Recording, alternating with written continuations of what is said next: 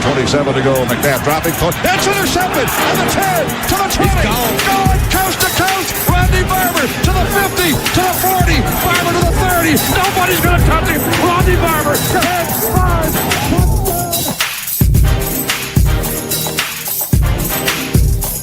The Super Bowl, and they're trying to win it for us. Third down, 18. Dropping Gannon, looking Gannon. Goes up to the head. And the 30. Derek Brooks 30. Brooks to the 25, 20. Derek Brooks all the way. There it is. The dagger's in. We're going to win the Super Bowl. Handoff, all time over the top. Second effort. He's got it. He's got it. We think. They think that there it is. A triple triumph.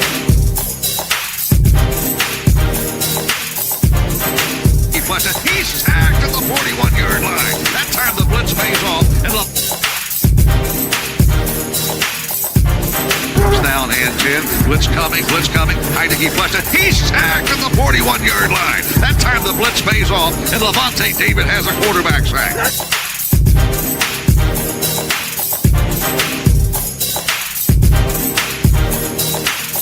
Here's the snap. Play action fake. Brady looking.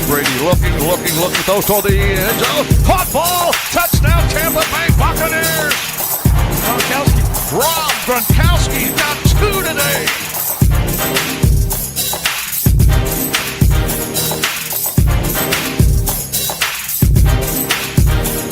Chiefs dropping to throw Mahomes. We run a stunt, and we sack him at the 50-yard line. Wow, he's clobbered. Fumble the football, recovered by the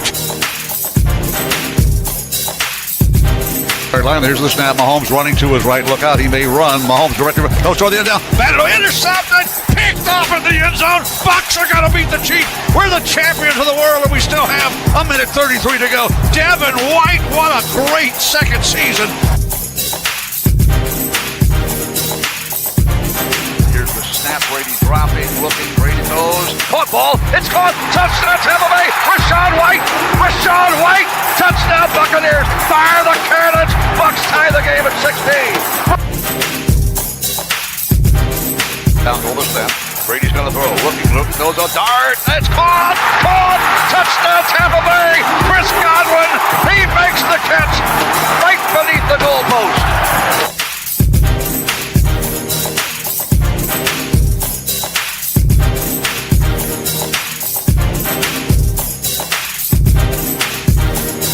Mayfield has time, cocks the arm, runs the ball. He's going to run to the 30. He runs to the 35. He has a first down. Wow. Hippie ankle, bruised ribs. He's got guts.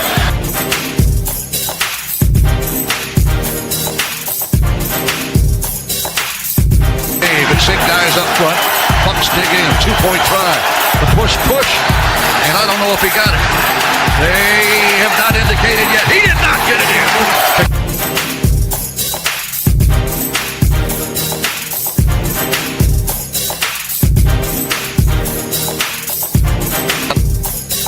In motion, Shepard to the left. We fake the end around, hand the ball off, running to the right. Irving inside the 10 to the 5. 3-2-1.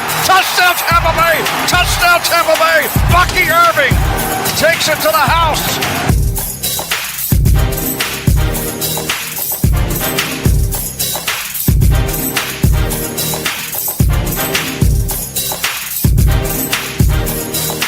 Second down, 10. Rachaad White now in the backfield. Baker Mayfield throws a sideline route outfield. Caught ball to the 5. Touchdown Tampa Bay. Mike Evans does it again. Fire the cannons, Bucs.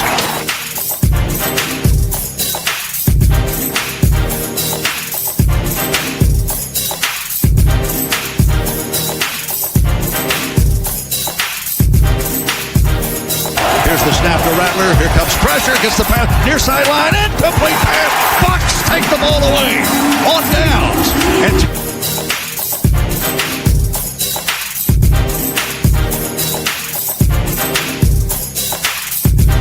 now in motion. Mike Evans drifts over to the left slot. Baker Mayfield shotgun. They know what we're going to do. Baker Mayfield looks, throws the ball to caught ball. Evans. He's got it to the 40-yard line. 1,000 plus. Mike Evans. 11 seasons in a row. How about them Buccaneers at 15?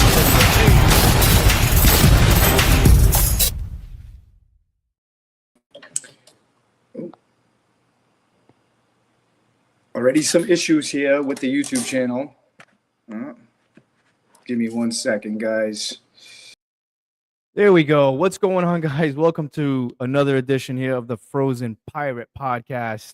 Glad that you guys can join us. Obviously, still recovering from a couple of issues with the storm. We've been having some freak storms here in Massachusetts. It's been absolutely insane.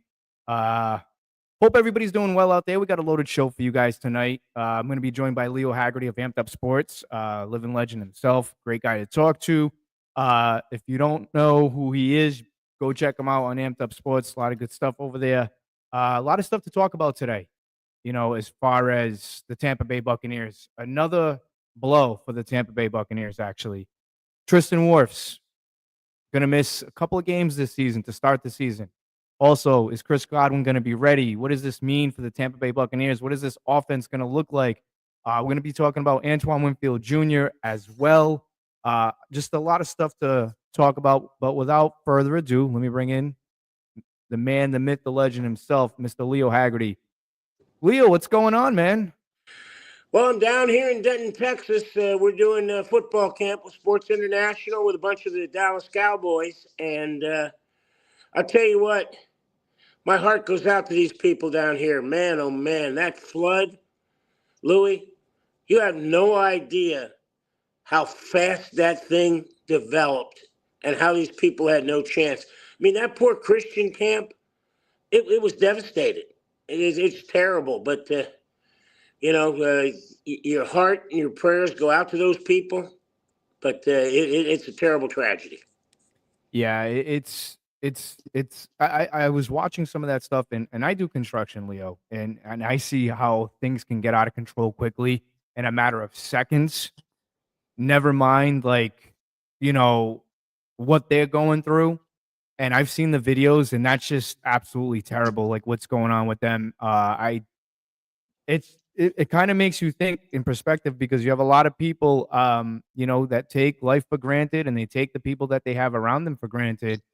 And you take a look at the situation. These people have absolutely nothing now. It's complete rubbish and chaos, and it's just I could never be a first responder out there just because of the fact I have a son, and they're finding the bodies of children and their moms and dads, and it's such a sad situation to be in. My thoughts and prayers are for them people, just because that is such a terrible thing.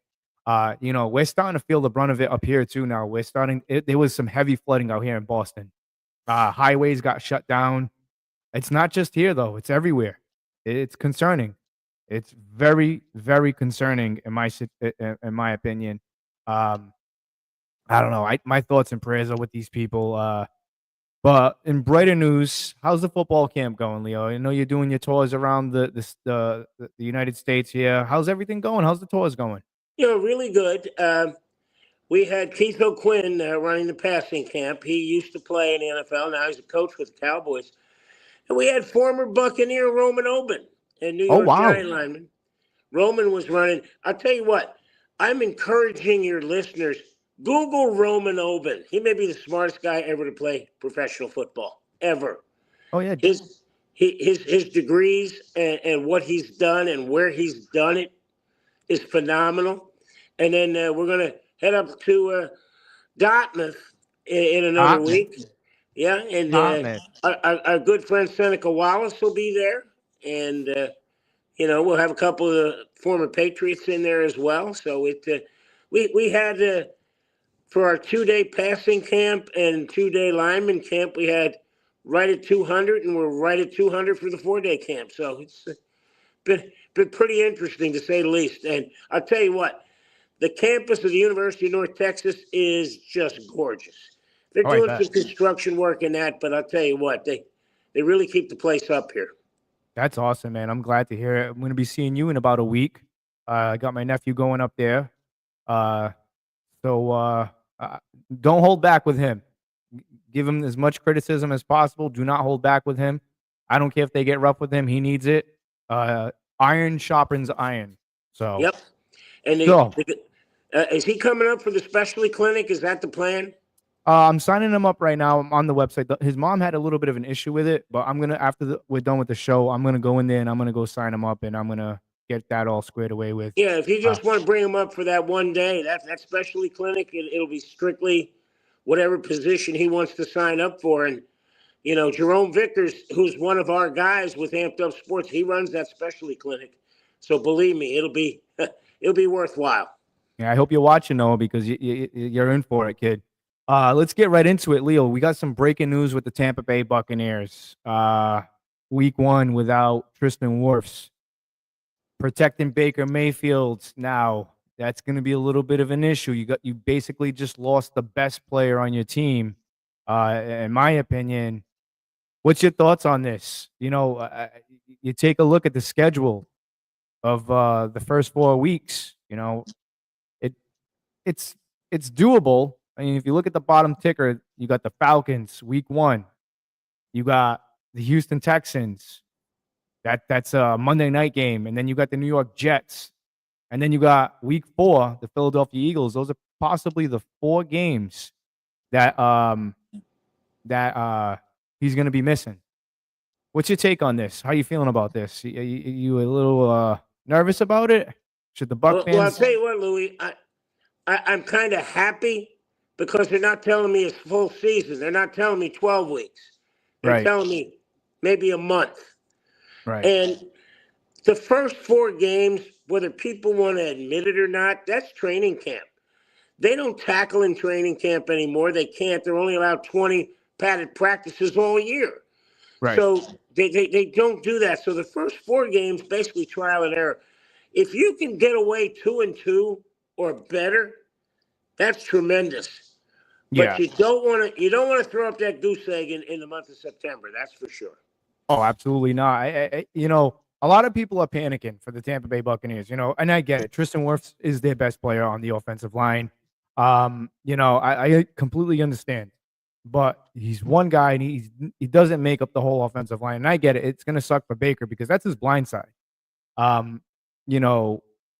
They just let go of, who was it? Justin School, I believe his name was. Yeah. The backup there.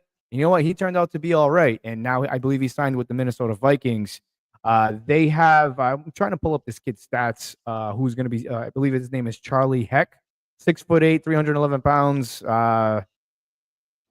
Previous stints with the Texans, the 49ers, the Cardinals. He signed in March with the Tampa Bay Buccaneers. I mean, he gave up 4 sacks in 6 games in 2023. Is that an area of concern for you? Because it is the blind side of Baker Mayfield. You know what the area of concern is, Louis? The first time it happens. Because now Baker's going to start sneaking a peek. And that's human nature. Again, you got to assume that the edge rushers will be handled. You put color in a quarterback's face, it's a problem. Oh, yeah. So the Buccaneers got to give Baker Mayfield a very strong pocket, force those edge rushers around the back behind him. But first time that happens, and again, you hit the nail on the head. It's his blind side. He's not seeing that. Now you get worried. When he starts hearing footsteps, and believe me, they all do. They all do. Oh, yeah. You hit them hard enough, they're going to feel it, and they're going to feel the pressure. I can remember one of the scouts for the Indianapolis Colts came out and said, the one thing we really have to avoid is Peyton getting hit early. Right. Because if he does, he sees ghosts. Yeah. And that's human nature with a quarterback. So you got to keep him upright. And Louis, what this tells me is, man, you got to really pound the rock now. You've got to run the football. I've been saying this. I think the strong suit for the Tampa Bay Buccaneers this year, Leo, is definitely going to be their running game. I think that's what's going to carry them into the playoffs. Just because, again, another thing that's been swirling around one Buck place or us as Buccaneer fans. Will Chris Godwin miss week 1? Is he going to be ready for week 1? That's what does the offense look like? You're now missing a left tackle in Tristan Wirfs, your best player on offense. You're missing the best left tackle in the NFL. Let's be honest. Arguably the best left and right tackle in the NFL. Given him his flowers. To me, Godwin maybe not being ready by week 1 that's another huge blow because at the end of the day, you're talking about a guy. Chris Godwin was on pace to have a monster year last year, Leo, and then he got hurt. I mean, let me see. Let me just take a look at his stats here. I think he had like 536 receiving yards early on. I mean, he was on pace to have a monster season. A monster season. Then he went down, and now him might not be ready, if you will, for the beginning of week one. That's another huge blow for the Bucs because Chris is very versatile. He plays the slot, can play outside, but in the slot, man, he's brutal in the slot. And he catches those passes and he runs like a running back, like Mike said. He's a bruising wide receiver. And now you're relying on a second year guy in I'm sorry. You're relying on McMillan. Jalen McMillan. I had a brain fart for a second. You're relying on Jalen McMillan, a second-year guy. You're also relying heavy on Emeka Ibuka and another rookie in Tej Johnson. But most importantly, you're going to be throwing the ball to a much older Mike Evans, and we saw what happened then last year with Mike. The hamstring. That's kind of been something throughout his career that's bothered him. We see him kind of going in and out during drives. We're going to have to rely heavy on these rookie wide receivers, especially with Tristan being down. I think they're going to utilize the running game more. Leo, what do you say? Well, they have to. I mean, I don't think the Bucs planned on throwing it more than 25 times a game. Right. Run it, 30 times, 35 times, throw 25. I think now it's going to go 40-20. They're going to run it just because they do not want to put Baker in a situation where he has to throw the football and they know it's coming. It's going to be huge for this team to get the lead because as long as they can remain multidimensional, that's going to stop those edge guys from just pinning their ears back and coming. If the Bucs get down 14-3, get down 17-7, watch out because now they're going to have to really avoid, and you got a first-year offensive coordinator going into panic mode early. If you get down 17-7 in the second quarter, there's still 30 minutes of football plus. You're going to get the ball 4, 5, 6, maybe 6 more times. Don't panic. Stay with the game plan. That's going to be the key with the Buccaneers. Dance with what brung you. Oh, yeah, absolutely. But one thing I have to bring up, though, Leo, is that you notice a trend here in Tampa. Are we cursed with these injuries? Because it seems like every year for the past 2 years now, there's these injury bugs that plague the Buccaneers. Last year was unbelievable with the injuries. And it wasn't just us. There was a few other teams, too. But we suffered heavy with the injuries. And quite frankly, cost us a deep run in the playoffs, in my opinion, Leo. But now the season hasn't even freaking started. We have our best player missing the first month of the season, and Chris maybe not. I don't know. That's so up in the air. He may not be ready. I feel like this team's cursed. It's almost like you sign a contract, and it's almost like you're guaranteed to get hurt with the Tampa Bay Buccaneers. You take a look at it. Jamel Dean signed that big contract, hasn't been healthy. Now Tristan Wirfs signed a big contract. Now we see this. Chris Godwin signed a contract. He may not be ready week one. Antoine Winfield Jr. signed that big contract. And he didn't perform well last year. Injuries. Only guy that did well was, Mike and Baker. But even Mike went down too. Is this a problem here in Tampa with the injuries? It's becoming too frequent. Well, if you look at the age of a lot of these guys that are going down, when you hit that magic year of 30, look out, because now you are more susceptible to not necessarily season-ending injuries, but just nagging ones that are going to keep you out 3, 4, 5 games. Right. And everybody's going to have them. Again, what'll make you money at a bar is that when the Bucs won their first Super Bowl, 21 of the 22 guys that started week one were there. That's unheard of. The only guy, Anthony McFarland, broke his arm. Oh, yeah, I remember that. Yeah, that was it. If you look at when they won with Brady, that was a really healthy team that finally got healthy at the end of the year. And again, when you look at the injury gods, you got to hope they're smiling on you. You're going to get guys hurt. It just can't be the right guys that get hurt. Then you got a Right. problem. Absolutely. Again, it's just paid then hurt, paid then hurt, paid then hurt. One thing I do want to bring up that's pretty impressive, and again, I don't think Tristan gets talked about enough. I'm looking at some of these stats on. Listen to this stat, Leo. Very impressive. 909 snaps, 638 pass blocks, 271 of them were run blocks, 0 sacks allowed. That's, in my opinion, if that's not the best left tackle in the game, then I don't know what is. You know what, Louis? I think in his career, he allowed 1 sack. And yeah, it was the first game against the Saints his rookie year. yeah. Ever since then, I don't think he's allowed a sack. I don't think so. I mean, he's let me see here. I'm looking at it. It doesn't say, but just his PFF grade, which we all know we don't really pay attention to those, is 84.3 overall, 93.2 pass block, 8 penalties. That's again, he's gonna be missed the first 4 weeks. But the positive, and I know a lot of Buccaneer fans, they go into Armageddon crisis mode. It's raining fire and brimstone. Listen, they have time to plan for this. At least this came at this time, not during the season.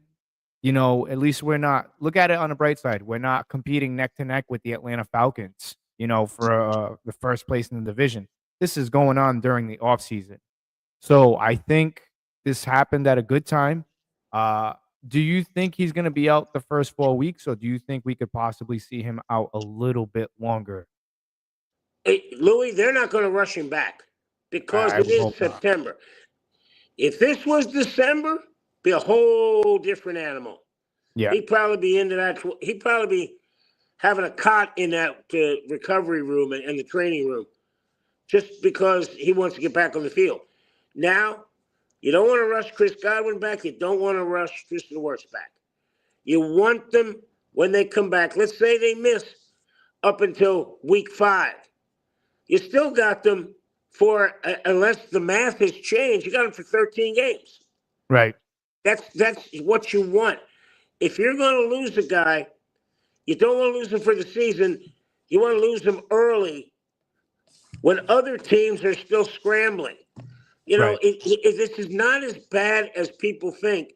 No. The first 4 games, both teams are going to be scrambling to see what they got. Oh yeah. Now, if he went out in October, November, now you got a problem because those other guys are chomping at the bit. They're ready to roll.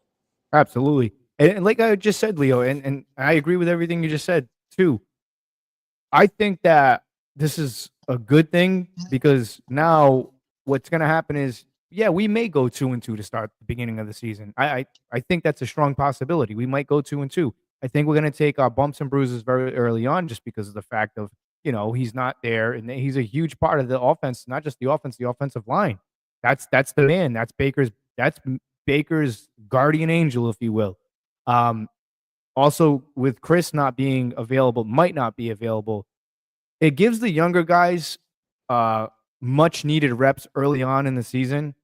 And then come playoff time, we don't have to worry and rely on a rookie because these guys have gotten so much reps throughout the season, especially a guy like Emeka Ibuka and Jalen McMillan and Tej Johnson.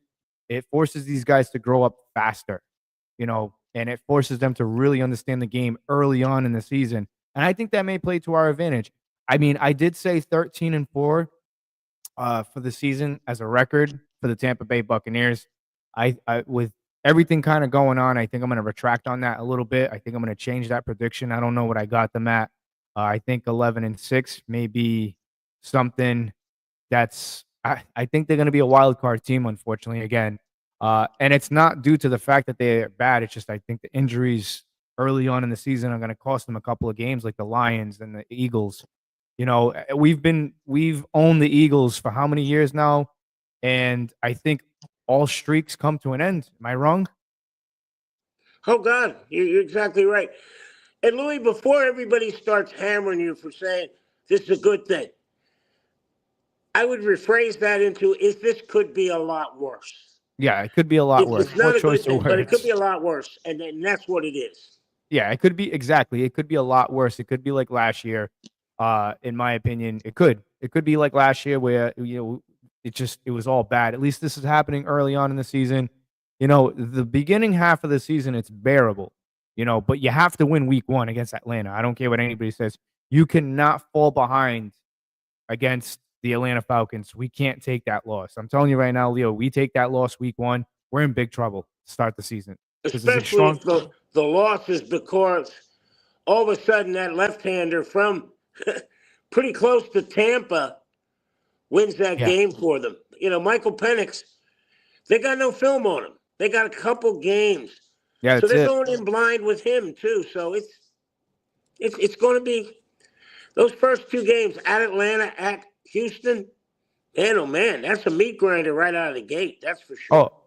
Oh, absolutely. And like I said, to me, they have to win. That's the most important game. That's a must-win game right out of the gate. It's a must-win game right out of the gate. I got to ask you, though, so who steps up now on offense? Who do you think is somebody that's going to step up outside of, we know Baker's going to show up. We know Bucky's going to show up, Rashad. But who's somebody that you think really has to step up on that offense? I have a guy in mind that has to step up.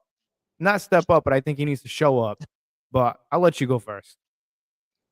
I think Rashad White. I mean, you're going to start to depend more on the running game. You got White, you got Irving, you got Turner. You got a 3-headed monster there. Right. All 3 of those guys got to step up now because they're going to get the rock a lot more than they thought. And again, the nice thing about the offensive coordinator now with the Bucs is he can go the first 2.5 quarters. Who's got the hot hand, and they're fresh to go the 3rd and 4th quarter. So, yeah, let's see what happens. But I think that running game's got to step up. The problem you got in the offensive line is you're going to have continuity issues because now you're replacing a big piece, and then you got to re-replace it in 4 weeks, hopefully 4 weeks. But, Lou, you're absolutely right. If this team goes 1-3, that one's got to be Atlanta. It's got to be. Yeah, exactly. It's got to be Atlanta.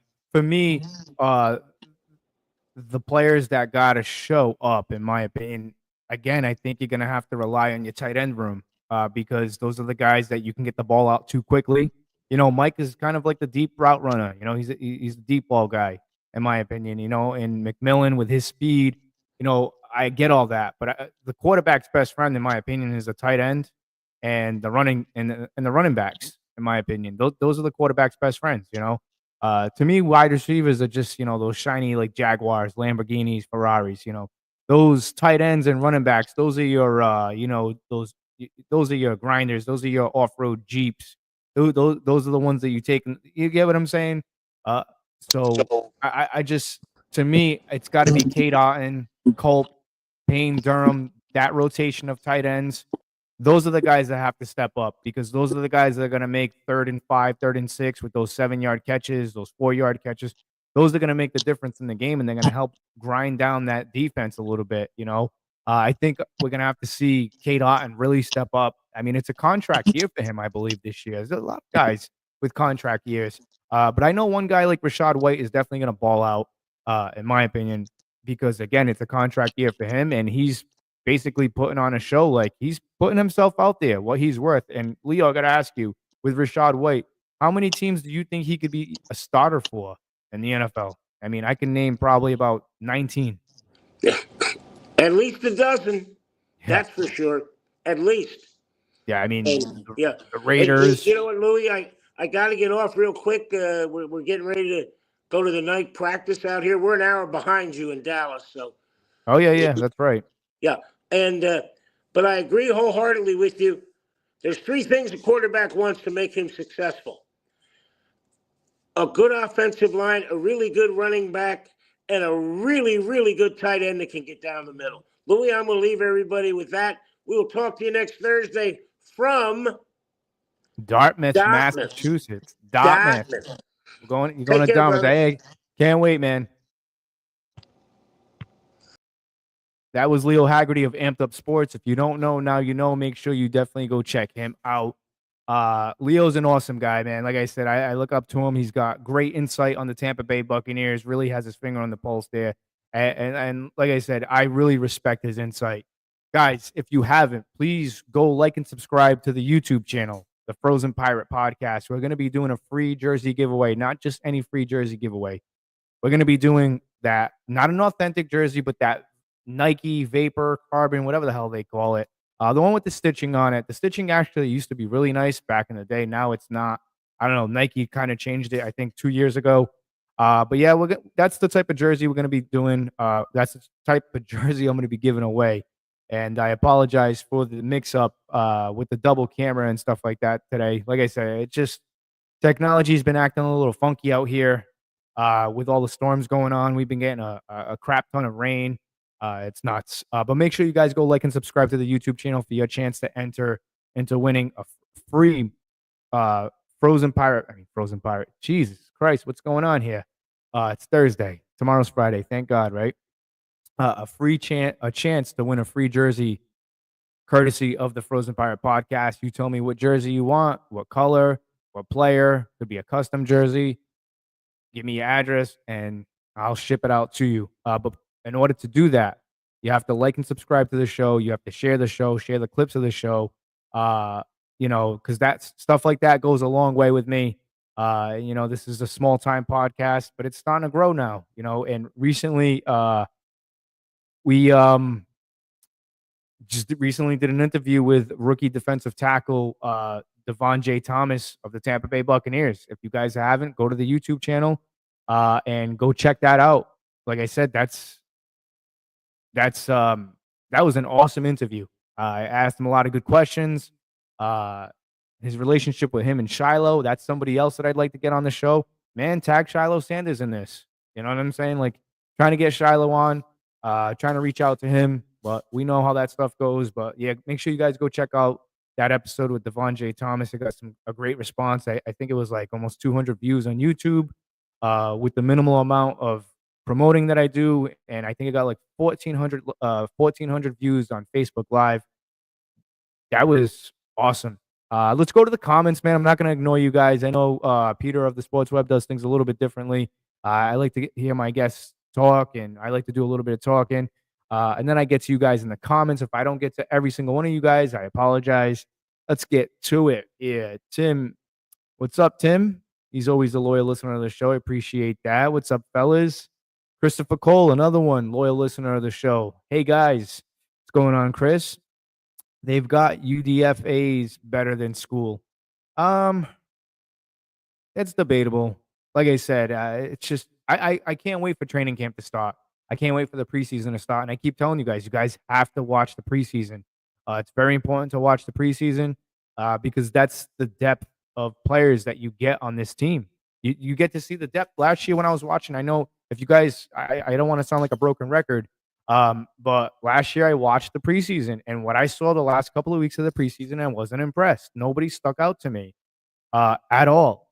Nobody. And it was a little concerning. And that's why if you go back to some of my old episodes, I said the offense is going to carry this defense. Hopefully the defense doesn't get hurt. And what happened? The defense got hurt. So we'll see what happens. Also, Christopher Cole says Carberry is going to coach them up. I believe Christopher Cole was referring to what we were talking about as far as Tristan Wirfs' injury. Let me know in the comments what you guys think. What's your panic meter on a scale of 1 to 10 right now? What's your panic meter on a scale of 1 to 10 of the Tampa Bay Buccaneers with the recent injury to Tristan Wirfs? Let me know. Tim also says, at least now they can. I need to get glasses. Getting older, guys.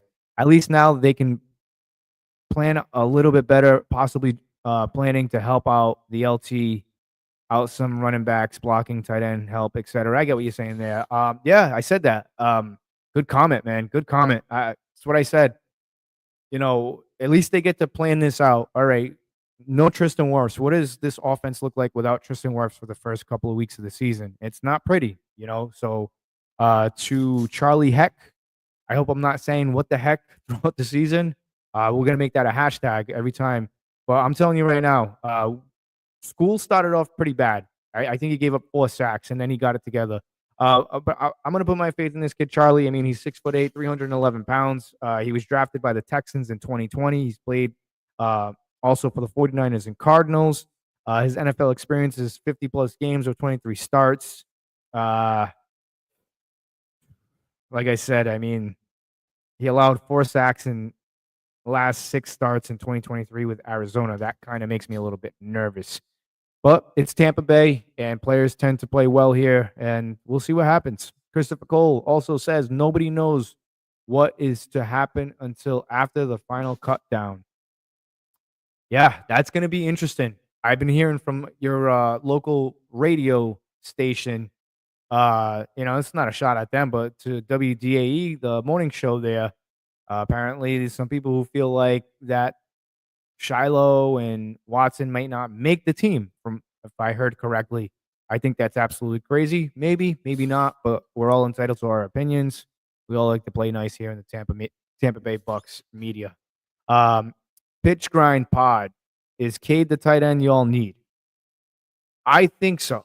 I like Cade. I wasn't a big believer of Cade Otton. I liked Cade Otton. Now, he really stepped up, and that's what I'm looking for. You want guys that really step up. I mean, this kid can take a beat, and he's taken hits, and he's gotten right back up. What more do you want? He was clutch with the Tampa Bay Buccaneers last year when he was in. In my opinion, the dude was absolute clutch.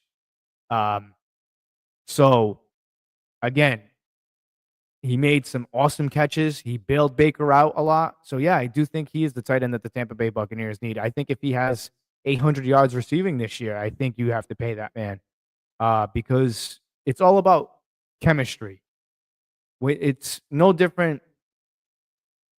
Let me give you guys an example. If you go into work with somebody every day, whatever it is that you do, like I said, I do construction. So if I'm putting pipe in the ground and I'm the bottom guy and there's the guy up top of the trench, if I've been working with that guy for 6 months to 7 months, he knows my next move. He knows where I'm gonna be. He knows what I need next. It's the same thing. Whatever you do at work, whatever it may be, if you work with somebody, you work as a team. They know your next move. You know their next move. You guys are in sync. You're vibing. You got that chemistry. That's what Baker Mayfield and Cade Otton is. And Cade Otton's rookie year was with Tom Brady. He got to learn from a great quarterback, some will say. So, yeah, I think Cade is the guy. As long as he has a fantastic season this year, I think they'll definitely bring him back. Why not? Because he's a solid. But if y'all can upgrade, that could be huge. I don't know. I'm okay. Listen, I'm okay with saving some money at that position. I mean, I get it. You got to see what's behind door number 2, but I think door number 2 is right here on our team. Culp is fantastic. He's a big dude. He seems like he can really do some damage on this Buccaneers offense. So yeah, I like that. The tight end room is pretty deep for the Tampa Bay Buccaneers. I will say that. Very underrated. Pitch Grind Pod also says, what's the ceiling for Bucky Irving? The ceiling is there is no ceiling. As long as he doesn't become like Cadillac Williams, and that's not a knock because I love Cadillac Williams. He was one of my favorite Bucs. He just got hurt, got banged up, and then he went to the St. Louis Rams at the time and just didn't really work out. I think he bounced around a little bit. But yeah, I think as long as they keep Rashad White and Sean Tucker in the rotation, emulate what you did last year, keep these running backs fresh, then I think his ceiling, I think he can rush for another 1,200 yards. I really do. He's the premier back here in Tampa, but I don't want to see them burn him out because they kind of did that with Cadillac Williams when Cadillac Williams was here his rookie year. Gruden was running him like the Chargers were doing with LaDainian Tomlinson. I don't know how old you guys are, but if you guys watched the Chargers back in the day, they burned out LaDainian Tomlinson, and he was basically, I wouldn't say a shell of himself when he got to the Jets, but it just didn't look right. Pitch Grind Podcast. Shout out to Pitch Grind Podcast, man. You know what? Go give him a follow. I appreciate you guys coming on here and commenting like this. It means a lot. Fire emoji. I've been snubbed. Y'all are one of my go-tos for Bucs info. Thanks, man. Hey, you know what, man? Shout out to you, man. That means a lot. Like I said, Little backstory. I like to talk about stuff like this with the newer viewers so they can get a little backstory on me. I'm from Massachusetts. I've been a diehard Bucs fan since 1995. That's my era of Buccaneer football, and never looked back since. Could have easily rooted for the Patriots, just didn't. It was brutal watching those championship runs. I'm not gonna lie, but you know what? I'm a Bucs fan. I got to see 2 championships. Probably gonna see 3 this year. And like I said, I speak as a football realist first, and then as a Bucs fan. Do I get passionate sometimes? Not the last episode, a couple episodes, I got very passionate. I try not to cuss because my kid's watching. Love you, Cody.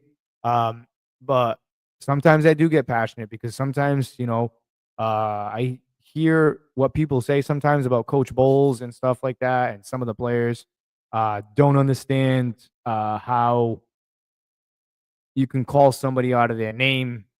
I don't like the disrespect. I that's not my style. It's never been my style. I just call it how I see it, in my opinion.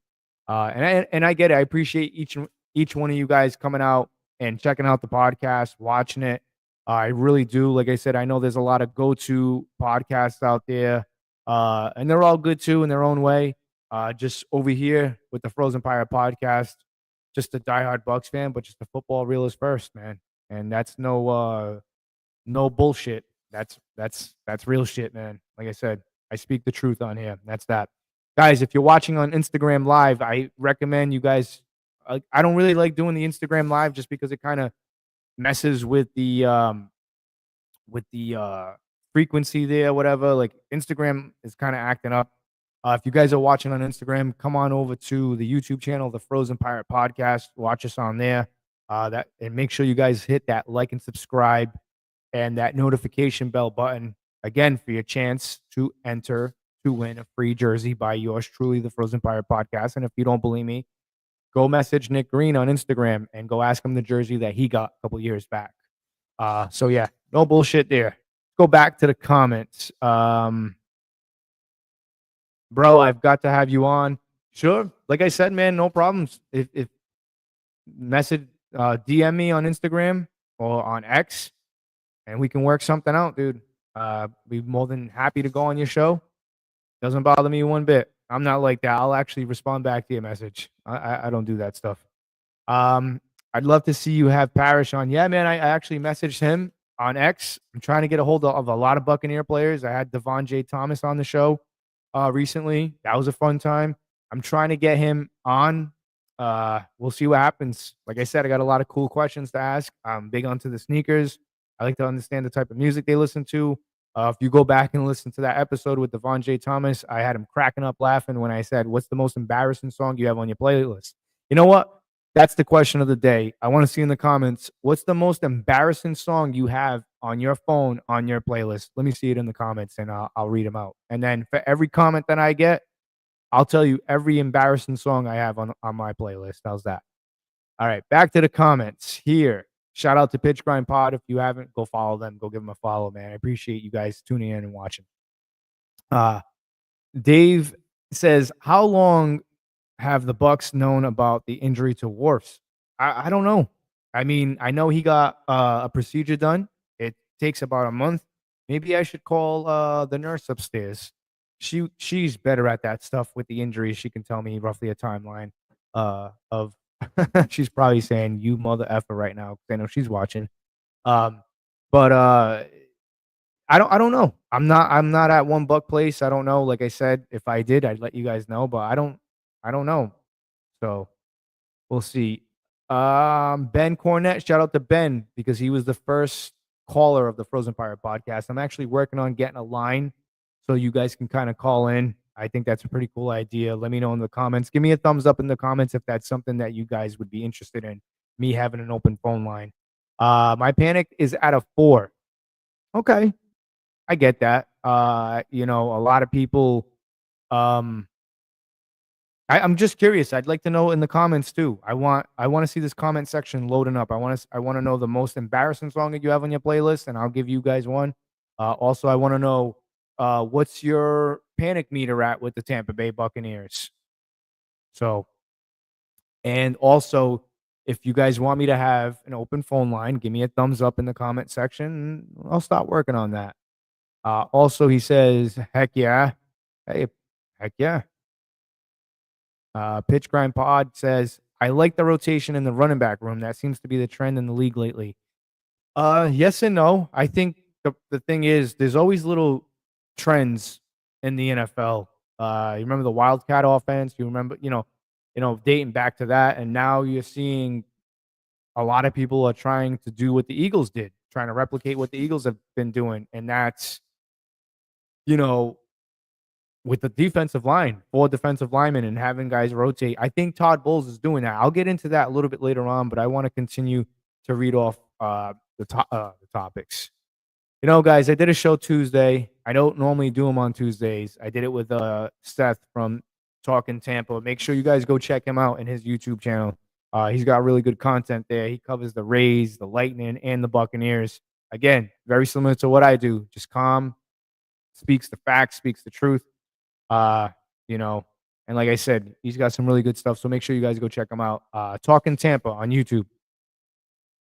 Yeah, so they do have a good running back room. That seems to be the trend. Oh, just read that. Again, it's one day closer to Friday.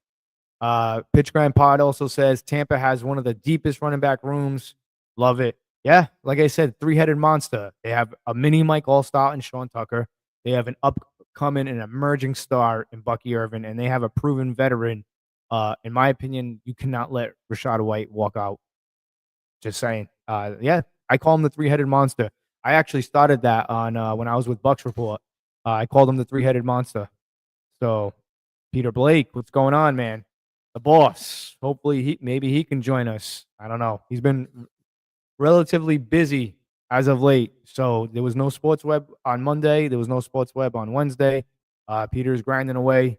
He's doing what he's got to do. He's very busy. And that's why I did the extra show. And like I said, if you guys haven't, make sure you guys go check out the Sports Web. I'm on there Monday and Wednesdays at 8 p.m. Make sure you guys go give them a like and subscribe on the YouTube channel. Make sure you guys listen, all these people, all these platforms that I'm giving you guys and leading you guys off to, I'm not leading you in the wrong direction. These guys, it's real, raw Tampa Bay Buccaneers sports talk. And I get it. You have your morning show on the radio station, WDAE. I started listening to WDAE, but I kind of just want to do my own thing. I got some respect for some of those guys over there, but lately I kind of can't agree with what the morning show had to say. Hell, tag them in it. Desmond Watson and Shiloh Sanders not making the team. Come on, Pat. Come on, man. Hey, whatever. Not my opinion. I'd like to get him on and kind of understand that concept there and what he's thinking there. But yeah, let's again. I want to see in the comments. Christopher O'Reilly. Good evening, dude. Tristan injury sucks, but he'll be back better than ever. Look, so Chris, if you're joining us early on, what I was saying, being joined with Leo Haggerty, and again, guys, I'm going to keep saying this. Put a thumbs up in the comment section if you want to see me open up a phone line.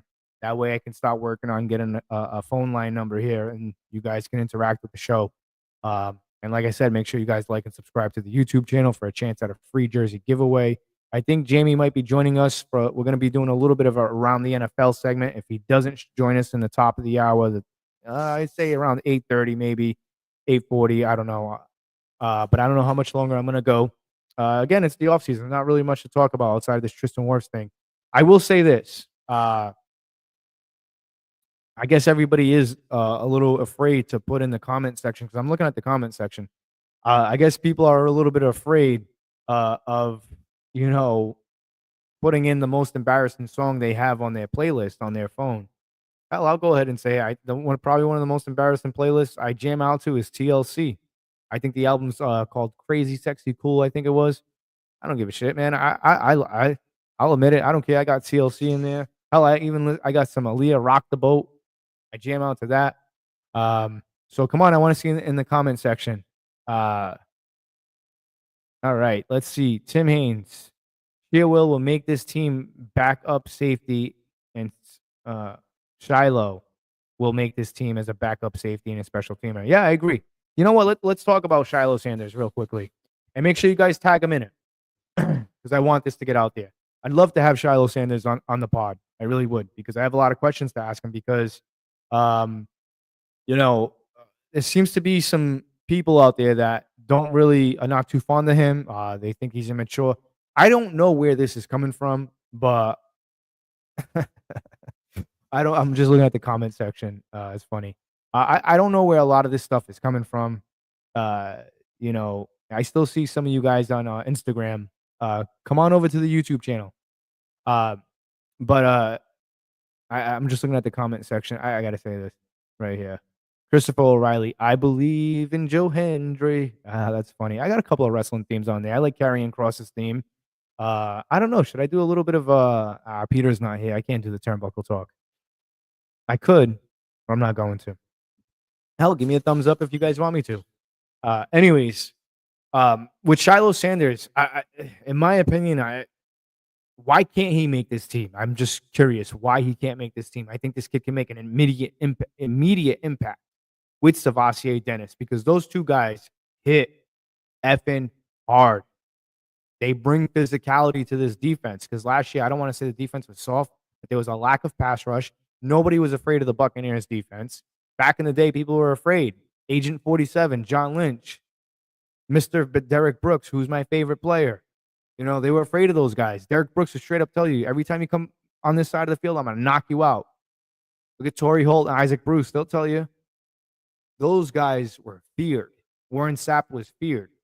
Not saying that nobody fears the Buccaneer players, but I'm just saying teams coming in here, they didn't respect the defense. So you plug in guys like Shiloh and Desmond. Listen, I don't give a shit what anybody says, man. I don't want to get tackled by Desmond Watson. I don't want him falling on top of me. I told Peter the other day when he was at the Sports Expo, representing the Sports Web. I'm like, dude, you look like a freaking toddler compared to him. You look like a preschooler. He's a big dude. Why wouldn't you want that on your team? On 3rd and shorts. You know what I'm saying? Why wouldn't you want him on the team? Why wouldn't you want him out there? Oh, well, he's too big. The Heat. He played at Florida. The Gators. What's the problem, dude?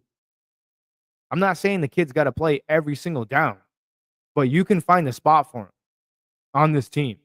He will be a valuable asset come playoff time. And he's like he's like a stone wall. He's like a stone wall, dude. In my opinion. The dude's like a stone wall. You run into him, there you go. Tim Haynes. Watson is 6'6", 400 pounds. Why wouldn't you want that on your team? I just don't get it. Why wouldn't you think he won't make it on this team? Same thing with Shiloh Sanders. He can create turnovers. He's a physical. He can hit. That's what you need on this team. You need physicality. I don't give a shit if it's on special teams. Do you know how crucial that is? Let's just say the Buccaneers offense goes 3 and out. Let's just say the offense is sluggish. They go 3 and out. And then you kick the ball off and bang, Shiloh pops somebody and causes a fumble. Let's just say at the 19-yard line or wherever. What's football about? Field position. Gaining momentum. You don't think that's going to hype up the crowd? You don't think that's going to bring momentum to the team? Again, this Buccaneer offense, the first couple of weeks, needs to start off with short field position because Tristan Wirfs not being on the left side. That's a huge blow to this team. Dude's a beast. And he's a good guy too. Absolutely. I see him on the YouTube channel being a part of the community, trying to be a part of the community. I like his charisma. I like what he brings to the table. I still don't know. I still don't understand why there's people out there that have a problem with him. And I get it. We have Tyke Smith, but injuries are a real thing in this league.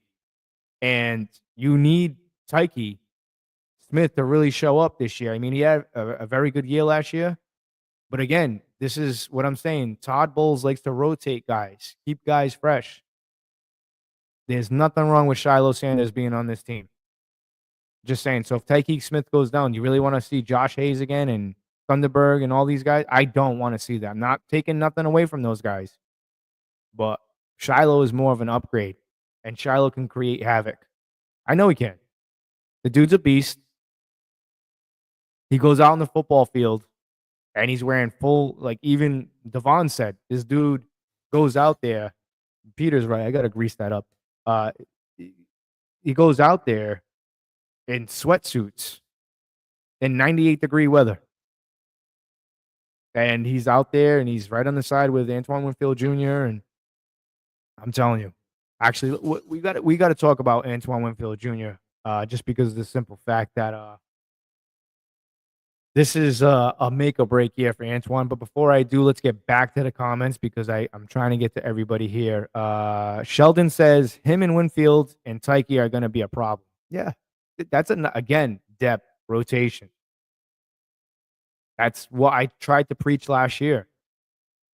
Watson for us would be a beast, and Shiloh would be a bullet of speed.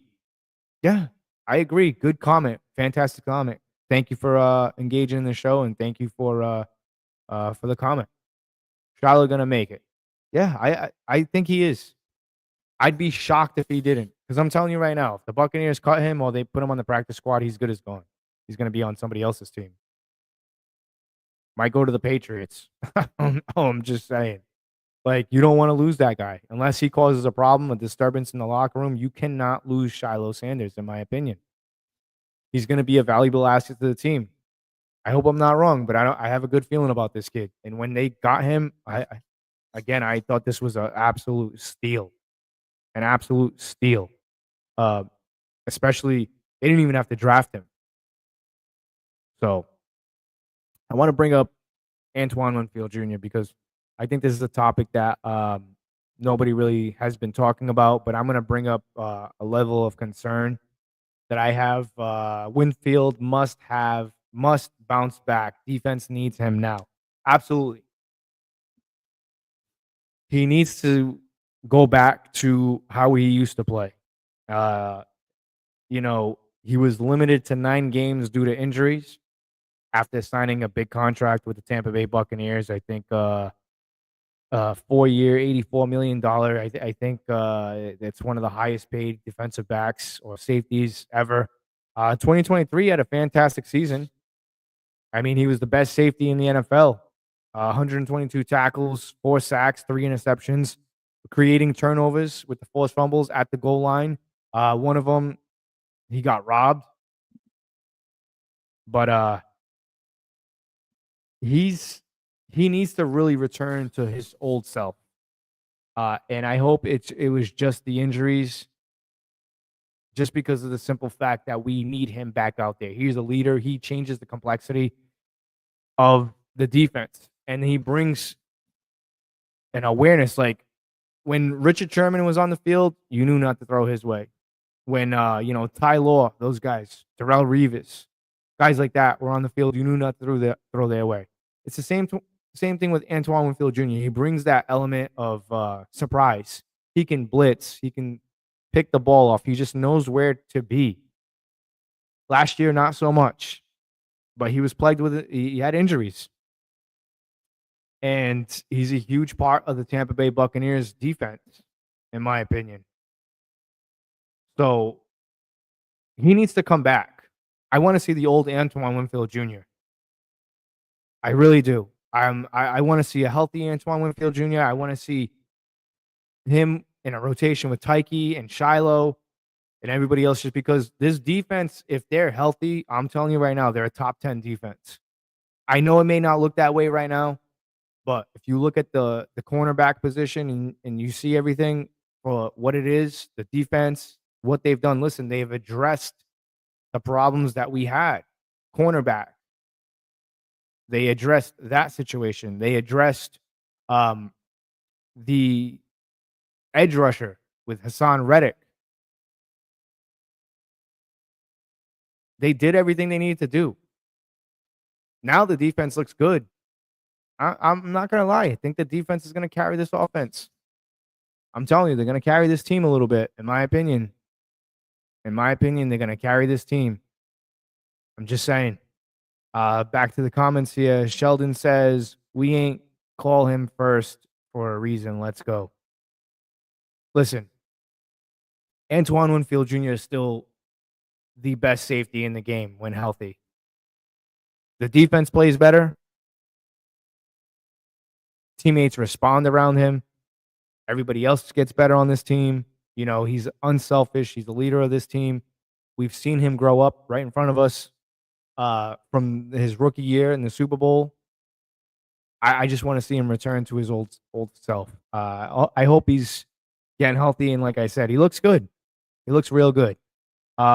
So if you guys didn't tune in to the Frozen Pirate podcast episode on Tuesday, I want to get you guys' input and take because I'm going to be right back. I'm going to play the video for you guys. It's I honestly don't know what to make of it because this dude's a troll, in my opinion. But Cameron Jordan had some interesting things to say about the Tampa Bay Buccaneers. I want to play it for you guys. I played it on Tuesday, but for those who didn't tune in to the show on Tuesday, I'm going to play you guys some interesting comments of Cameron Jordan. He's on a podcast. I think it's the Nightcap. I don't know what it is. But here it is. And let me know in the comments on what you guys think about this. But continue. This is when I say I want to wait to see your reaction. Two. Y'all pay attention now. 2, New Orleans Saints. Number 2, Tampa Bay Buccaneers. Look at them. Good for them. Who would have thought? Who would have thought? There's a lot of moxie on the team. Mike Evans might be the most underrated tier 1 wide receiver of all time. 11 1,000-yard seasons. I don't think anybody but Jerry Rice has put that up. And if Jerry Rice has done it. So insert him into your top 5 receivers of all time situation. I mean, he got over 13,000 yards, something crazy. 11 seasons in. So like, respect him. Yeah, absolutely. And yet we don't talk about him enough until he won a Super Bowl. He was still 8,000 or 9,000 yards deep. And he did it with the likes of 35 random quarterbacks over the last 8 years of his career before Tom Brady, before Baker Mayfield reinvented himself. And Baker Mayfield, love his moxie, love his competitive nature. I mean, as a quarterback, you love somebody who wants to be a leader, who can corral guys to their side. It's rare to see it. I'm okay with that. Yeah. Now the running back, there's Bucky Irving. He's solid, big guy, solid running back. Yeah. What they got? What else? Is this growth? What do you mean? No, I've always respected Tampa Bay. They're fun to beat up on. No. They're like the little brothers. Like, you know, like when your little brother get his first diamond chain and he like, hey, check me out, cuz. Hey, check me out. Like, that's where they're at right now. That's the era. They got a 4-year stretch of like, hey, look at me. Hey. You see me? Hey, you see me? And I'm like, all right, you're doing something. No. Yeah, this is different. I didn't expect this reaction from you. At 2? The Lions. I've already told you that I don't agree with this list in general. So now it's just I didn't expect you to start showing love to some Bucs. It's growth. Yeah, it's more along the lines of respect. And again, I'm already not respecting this list because if you have the 2 teams that went to a Super Bowl list last year at 7 and 10 respectively, I just assume you don't know ball. Yeah. So now, you know, it's more about the list than whatever. But if they want to be on the list, I would put them at top 10. Sure. I don't know if I'd have them top 5 over Lamar Jackson, not Pat Mahomes, Jalen Hurts. And I'm talking about quarterbacks alone. And then, of course, you're going to add in MVP Josh Allen this year. And then you're going to you line them against Washington and Detroit. And I put them in top 10, but you'd have to make a hard argument for them to be on the back half of the top 5 rather than the front end. But I'm not here arguing semantics because I don't trust this ranking right now anyways. Who did this? We need to know how much football does he actually watch? NFL.com, top 10 offenses in 2020. Yeah, this could be an intern's first article, or it could be a super vet that's been in the game for 40 years and he just forgot to turn on the tape this year. Again, you gotta love Cameron Jordan and the troll. Listen, shout out to Seth from Talking Tampa. He said it best. He goes, honestly, I think this guy is just saying things to make himself relevant in the media. Let me know in the comments what you guys think. Like I said, I don't know if Jamie's going to join us. Like I said, I know he's got some stuff going on. I was going to talk a little bit of around the NFL again. I like to do a little bit of around the NFL just because of some stuff that goes on, and it's good to stay up to date with some of the top news going on. I understand Najee Harris is an issue there with some fireworks. Now, if you guys been listening to the show, what have I been telling you guys? Be careful with fireworks.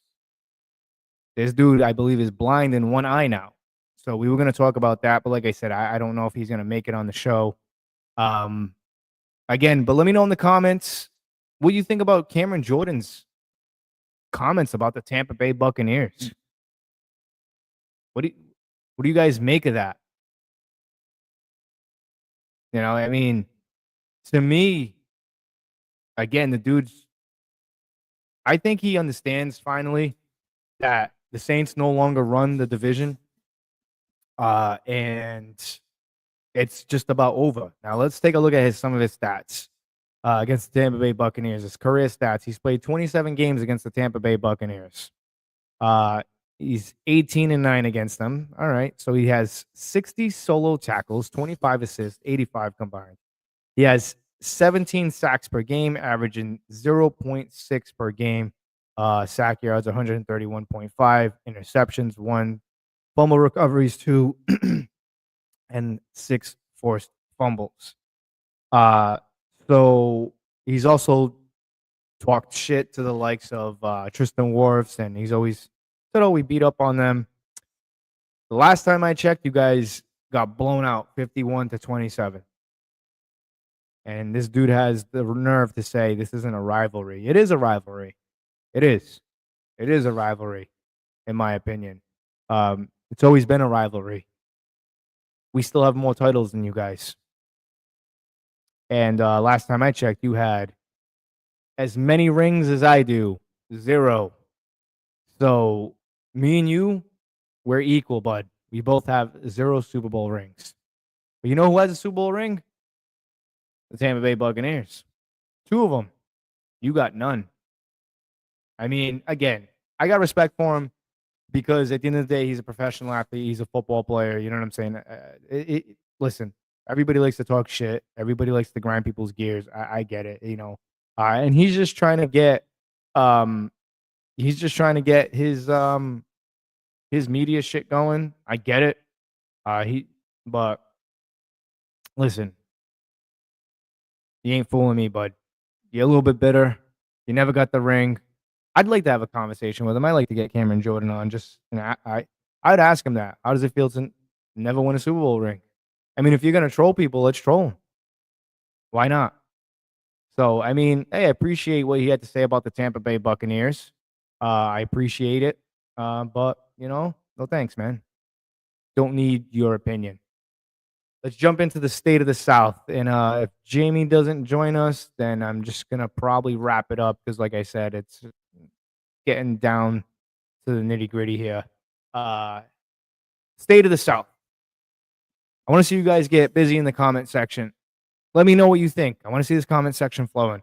What's the state of the South to you guys? Knowing that your panic meter, I seen the panic meter is around 4 with you guys. You know, what's the state of the South for you guys? You got week 1, we got the Atlanta Falcons. That's no easy task. You have to establish dominance right away. Now with Tristan Wirfs out, let me know in the comments. Do you think that's a loss week 1 or you think that's a W and why? Don't be afraid to comment and join the show. Like I said, I'm not one of those that's gonna hang up on you. I'm not gonna laugh at you via comment. I'm not gonna curse you out, nothing like that. That's not my style. It's never been my style. I'm just curious to know what you guys think. Week 1 in the NFL, you guys thinking that it's gonna be, you know, is this a loss? Like, are we gonna be 0-4, 1-3? You know, in my opinion, I don't know. I don't know what this team's gonna look like. I have to see the preseason. Tristan Wirfs not being there sucks because this game is so important to the Tampa Bay Buccaneers, in my opinion. It's no joke. It's very important that the Tampa Bay Buccaneers win this game. Hands down. Hands down. Like, my panic meter is probably at a 5. That's where I'm at. As far as the offense, who steps up on the offense, you know what, guys? I'm just going to go in with my final thoughts here because I don't know if Jamie's joining us. So, final thoughts. I'm going to run through all the topics that me and Leo talked about. And you guys, for those of you guys who just joined us, you don't have to miss out. You can go like and subscribe and hit the bell notification button on the Frozen Pirate Podcast. You can also follow me right there on Instagram, the Frozen Pirate Podcast. You can also follow me on Facebook at Louis Lateo. That's LouiLeitao. Also every Monday and Wednesday on the Sports Web, 8 p.m. And then I might start doing Tuesdays too. I'm not sure yet, depending what's going on and how busy it is. Thursdays at 7:30, as always. Make sure you guys tune in. So let's get right into final thoughts. And like I said, if Jamie joins us, he joins us. If he doesn't, he doesn't. Week 1 without Tristan Wirfs, protecting Mayfield just got harder. I agree. It did. It's a challenge because now you're counting on a guy whose last start he gave up 4 sacks in that game. But we'll see what happens. You know, people who come to Tampa Bay tend to become resilient.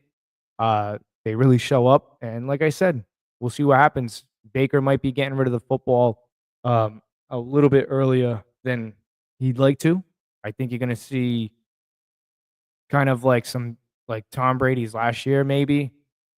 Just getting rid of the football quick. I think he's going to be doing a lot of scrambling. He can't afford to take any shots. He can't afford to take any shots, man. I'm just saying that's going to be a big problem. Continue going to the comments. I like our chances to win it. Not sure what to think about the Falcons, Panthers getting better, and the Saints bringing up the bottom. Again, maybe I should have extended that take a little bit with State of the South. I know I didn't give you guys a full input. I don't know, man. Right now, I'm not going to say it's deadlock even, but there's something about the Carolina Panthers that makes me nervous because you have them, I believe, out of the last 3 weeks, you're playing the Carolina Panthers twice in the last 3 weeks of the season. That's definitely going to have playoff implications, in my opinion. I hope I'm dead wrong. I really do. But there's just something about the Carolina Panthers, man. They make me a little bit nervous just because the way they're set up in the schedule. As far as the South goes, I don't know, man. Like Leo said, there's not enough tape on Michael Penix. There isn't. There's just not enough tape on Michael Penix. And that's a problem for the Tampa Bay Bucs. I'm sure they'll figure it out. Who knows? Maybe this defense is going to light his ass up. I hope so. But the Buccaneers cannot fall behind against the Atlanta Falcons. If we fall behind against the Atlanta Falcons week 1, we're in we got big problems. If we start off the season 0-1 against the Atlanta Falcons, that's not good because the Falcons tend to go on these hot streaks. And this kid, Michael Penix, he looks for real. He looks good. I'm not gonna lie. And I don't want to hear people say, "Oh, F him," and he's not that good. Listen, he looks pretty damn good in my opinion.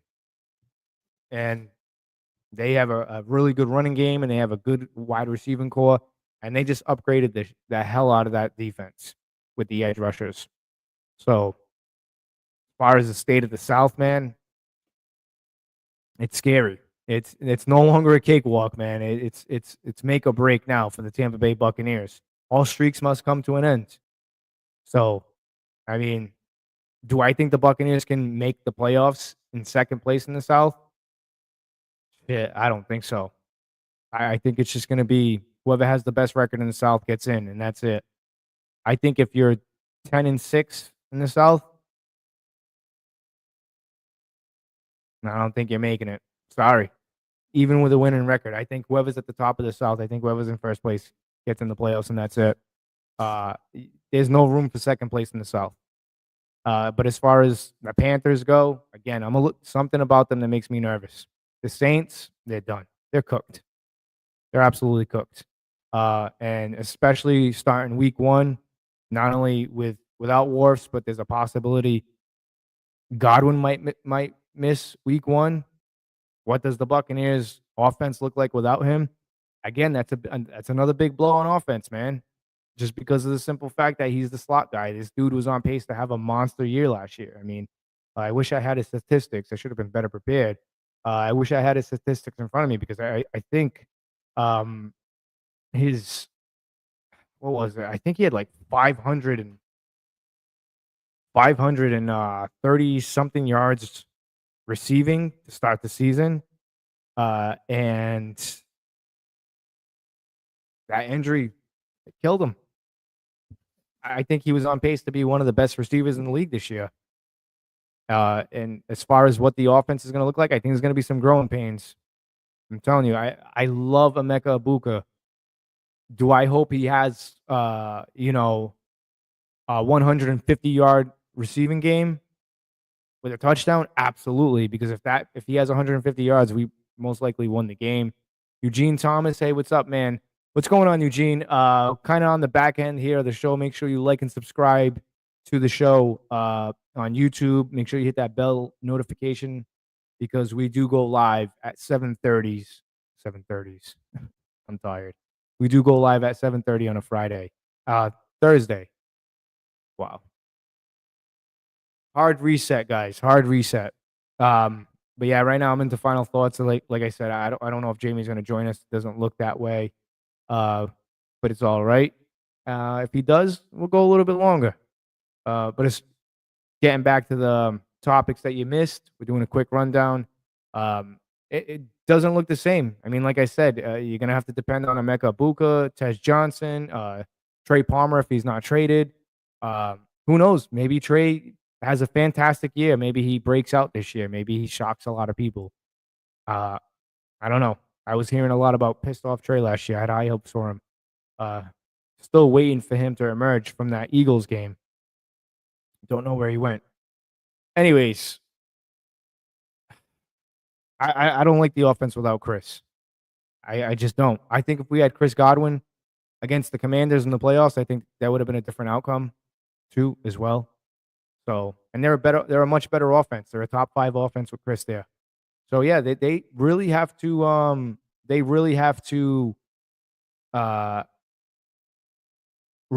figure this one out, and they have to get creative. Coach Grizz has really got to get creative, the offensive coordinator there. Back to Eugene Thomas. I am unsure about the OC, remains to be seen. He did fantastic last year. I think he was their pass game coordinator or something like that within that nature. I could be wrong. It's an inside hire within, so I'm all for that. He did fantastic with Liam Cohen. I believe Liam was trying to get him over there as offensive coordinator. I'm not sure how that goes, but I could be wrong. Another thing that we talked about that me and Leo Haggerty covered of Amped Up Sports, paid then hurt. The Bucs' expensive injury trend. It's crazy to me because Jamel Dean got paid, he's hurt. Chris Godwin's paid, he's still hurt. Tristan Wirfs got paid, he's hurt. Antoine Winfield Jr. got paid, he's hurt. And Mike, he got paid, he got hurt. All these players that they're giving out all this money to, they're all getting hurt. That's crazy. It's a trend here in Tampa. Hopefully they can break that this year, but the way they're starting off doesn't look that way. Also, something else that we talked about on the show, who steps up on offense? It's got to be, for me, if Trey's still here, he's got to step up, in my opinion, because we've seen the flashes. But I did say the guys that really have to step up is the tight end room, Cade Otton, Culp, the tight end, Durham Payne, them guys. I think those are going to be that's going to be a very important position this year in the offense because, again, on those 3rd and 6s, 3rd and 4s, a lot of people are going to be looking at Mike. They're going to be looking at Emeka. They're going to be looking at, Trey if he's here. Rashad White, Bucky Irvin. There's really no respect for Cade. or Culp or Durham Payne. Those guys really stepped up when things got tough around here. Let's go back to the comments. Edward Jean Pierre. All teams have to deal with injuries. I think it's better to have them really, I think he's trying to say, to have them really early in the season rather than late. Yeah, Leo and myself, we were talking about this. It could be worse. At least it's early on in the season. And what I was saying to Leo was these guys, the younger guys like Emeka Ibuka gets a lot of reps now with Godwin if he's not ready. I don't want them to rush Godwin. I really don't. I don't want them to rush Godwin. They can't afford to rush Chris Godwin. You can't lose him for the year. But Tristan Wirfs too, like you can't rush these guys back, in my opinion. So it's good that this is happening. I mean, it's not good, but I mean, on the bright side, it's early on in the season, and they have time to prepare for these injuries. So, yeah, it scares me a little bit. We were just recently talking about Antoine Winfield Jr. He must have a bounce back season. This defense need him. Yeah, not just the defense. The younger guys on this defense need him. Shiloh's, the Parishes, the Morrisons. They need that leadership, the defensive back room, not just the safety room, not the corner room, but in total the defensive back room. They need Antoine Winfield Jr. on the field, healthy and at full effing tilt. He's the leader of that defense, man. Him and Vita Vea, in my opinion. We talked about Cameron Jordan, respect for the Tampa Bay Buccaneers. If you haven't, real quickly for the new ones, look who decided to join us. For the newer viewers out there, you know what? Since he joined us, he can kind of give his thoughts about that. I guess we're going to go a little bit longer. But again, guys, make sure in the comment section, I want to hear from you guys. What's the panic meter out there for the Tampa Bay Buccaneers as a fan? I'm going to go ahead and ask Jamie right now. What's his take with Tristan Wirfs? We're going into the second half of the show here.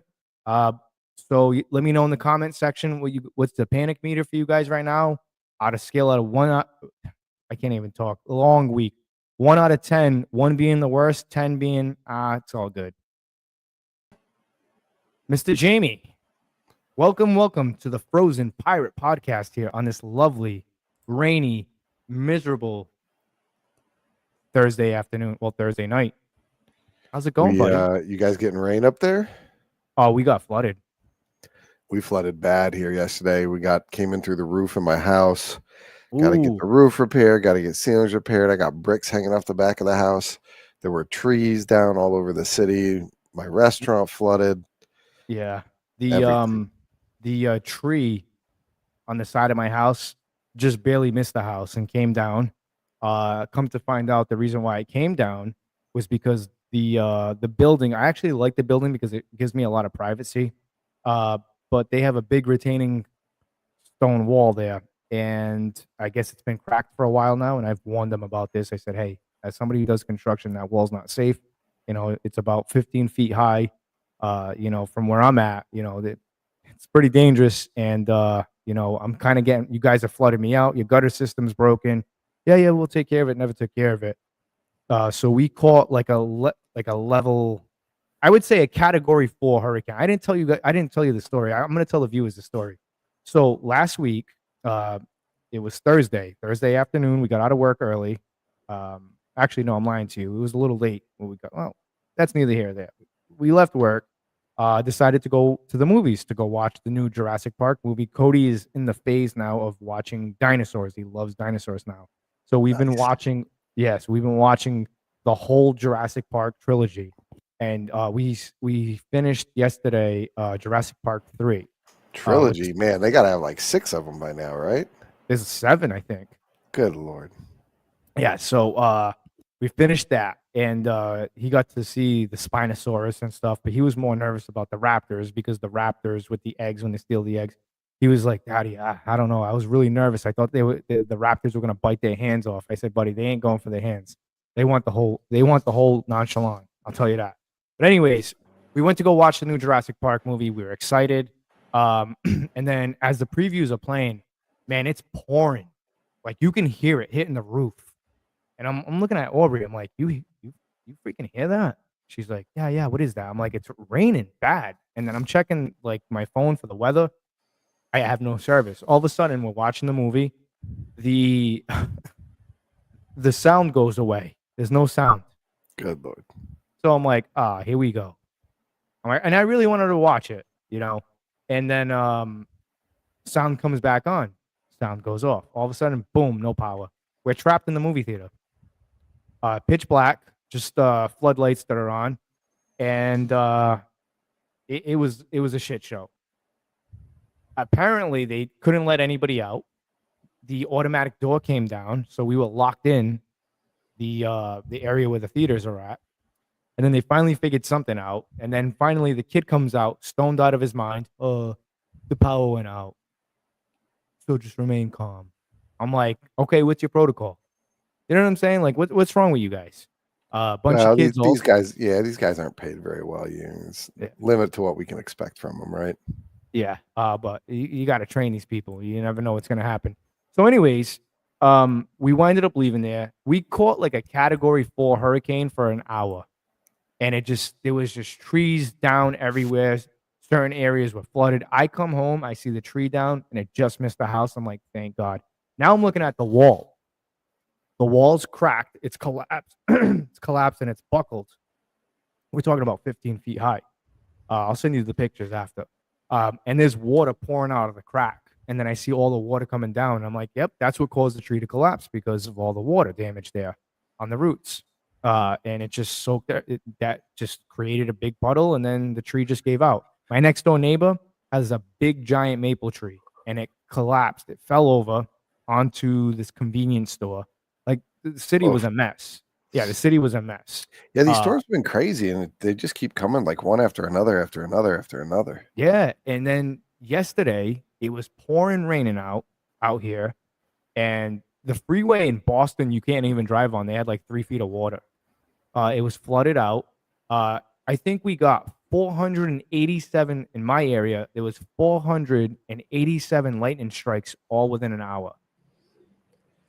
Yeah, it was like that here. There was lightning hitting all over the city. It was, dude, it's insane.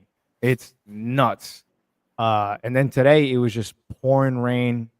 So where I'm working right now, we pumped out this pond with bypass pipes, and we're supposed to get it down, I think, 6 feet or so. We had it almost down, and there was no more water on the spillway. And then I came into work, man, that thing was just roaring over. Like everything we did was for nothing. Like it was just a big shit show today. This weather is insane, man. And we're supposed to be getting rain all next week too. I don't know, man. It's just wild. Judgment Day, I guess, right? Is that what they say? Is that what they say? Judgment Day. Judgment Day is coming. Speaking of Judgment Day, I actually wanted to show you this. I actually just played this for the viewers, but I don't know. Did you see what Cameron Jordan had to say about the Tampa Bay Buccaneers, Jamie? Oh God, what now? I saw his name pop up in something, but I didn't read it. All right, so I'm gonna play you a little bit of this clip because I don't want to be repeating everything over, but you came in a little bit late. So I'm gonna show you some things that Cameron Jordan had to say. What do you think he said? Probably some dumb shit. All right, check this out. But continue. This is when I say I want to wait to see your reaction. Two. Y'all pay attention now. 2, New Orleans Saints. Number 2, Tampa Bay Buccaneers. Look at them. Good for them. Who would have thought? Who would have thought? There's a lot of moxie on the team. Mike Evans might be the most underrated tier 1 wide receiver of all time. 11 1,000-yard seasons. I don't think anybody but Jerry Rice has put that up. And if Jerry Rice has done it. So insert him into your top 5 receivers of all time situation. I mean, he got over 13,000 yards, something crazy. 11 seasons in. So like, respect him.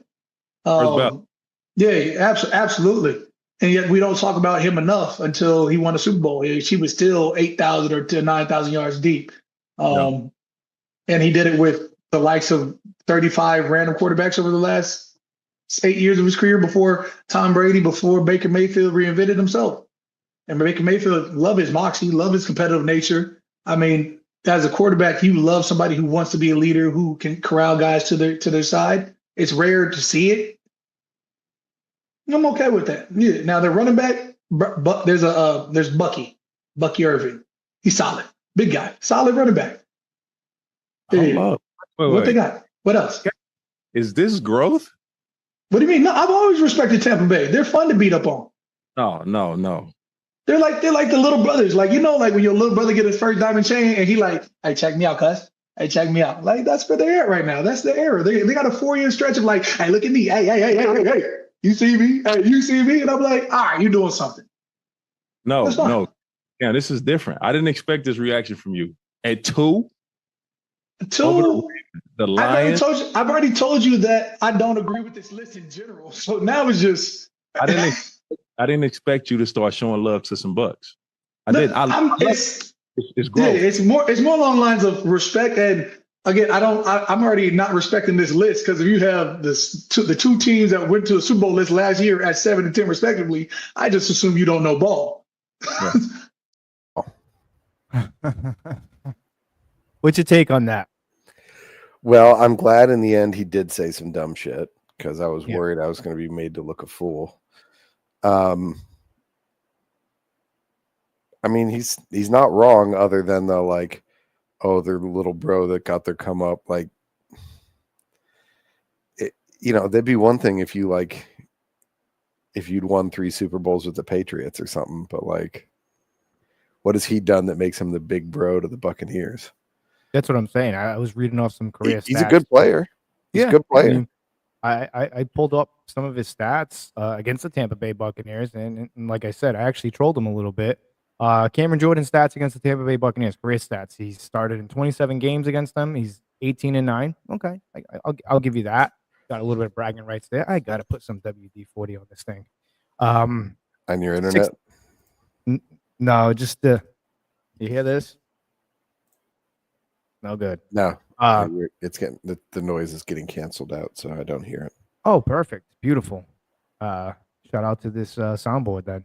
60 solo tackles, 25 assisted, 85 combined tackles, 17 sacks. So he averages probably, I want to say just under like a sack a game, if that, half a sack a game. Sack yards, 131.5, 1 interception, 2 fumble recoveries, 6 forced fumbles. Pretty impressive, but he trolls a lot of the Tampa Bay Buccaneers, and I don't know why he does that because he's trolling guys who have a Super Bowl ring. The last time I checked, the Tampa Bay Buccaneers throttled the Saints. What was it, 57 or 51-27, something like that in the last meeting that he was a part of. And he tried to punk Tristan and all this stuff, but Tristan has a Super Bowl ring. But I will say this: me and Cameron Jordan are in the same boat as far as Super Bowls go. I have 0 rings and he has 0 rings, so we have something in common. He's on my level. So shout out to Cameron Jordan, man. Brutal. You have just as many Super Bowl rings as I do. Brutal. Yeah, I mean, look, he's always been that kind of guy, and points for douche. consistency, right? I honestly, he's very arrogant, but he's also very good. So I agree with what somebody who joined me on the show last Tuesday, Seth from Talking Tampa. Make sure you guys go check out his YouTube channel. He said it the best. He's only saying this shit because he's trying to launch his media career, and I don't want to give him any more attention than what he already has. Well, okay, I disagree with that. I wouldn't be surprised if he is trying to launch a media career. However, I disagree with it because he's always been that guy. Yeah, Right. I know. But I mean, I just think that nobody expected him to say what he said. Oh, good for them. And then you know how he took that last shot. But then again, I don't respect this list. Look, I mean, I will say the reason he gave for not respecting the list is that he had the Eagles and the Chiefs at 7 and 10. First of all, why would anyone, no matter what you think happened in the Chiefs offseason, why would anyone rate them low, right? yeah, they just Last year was their worst year in forever. it was one of Mahomes' worst years. The whole wanna say. team, Kelsey is getting towards the end of his career.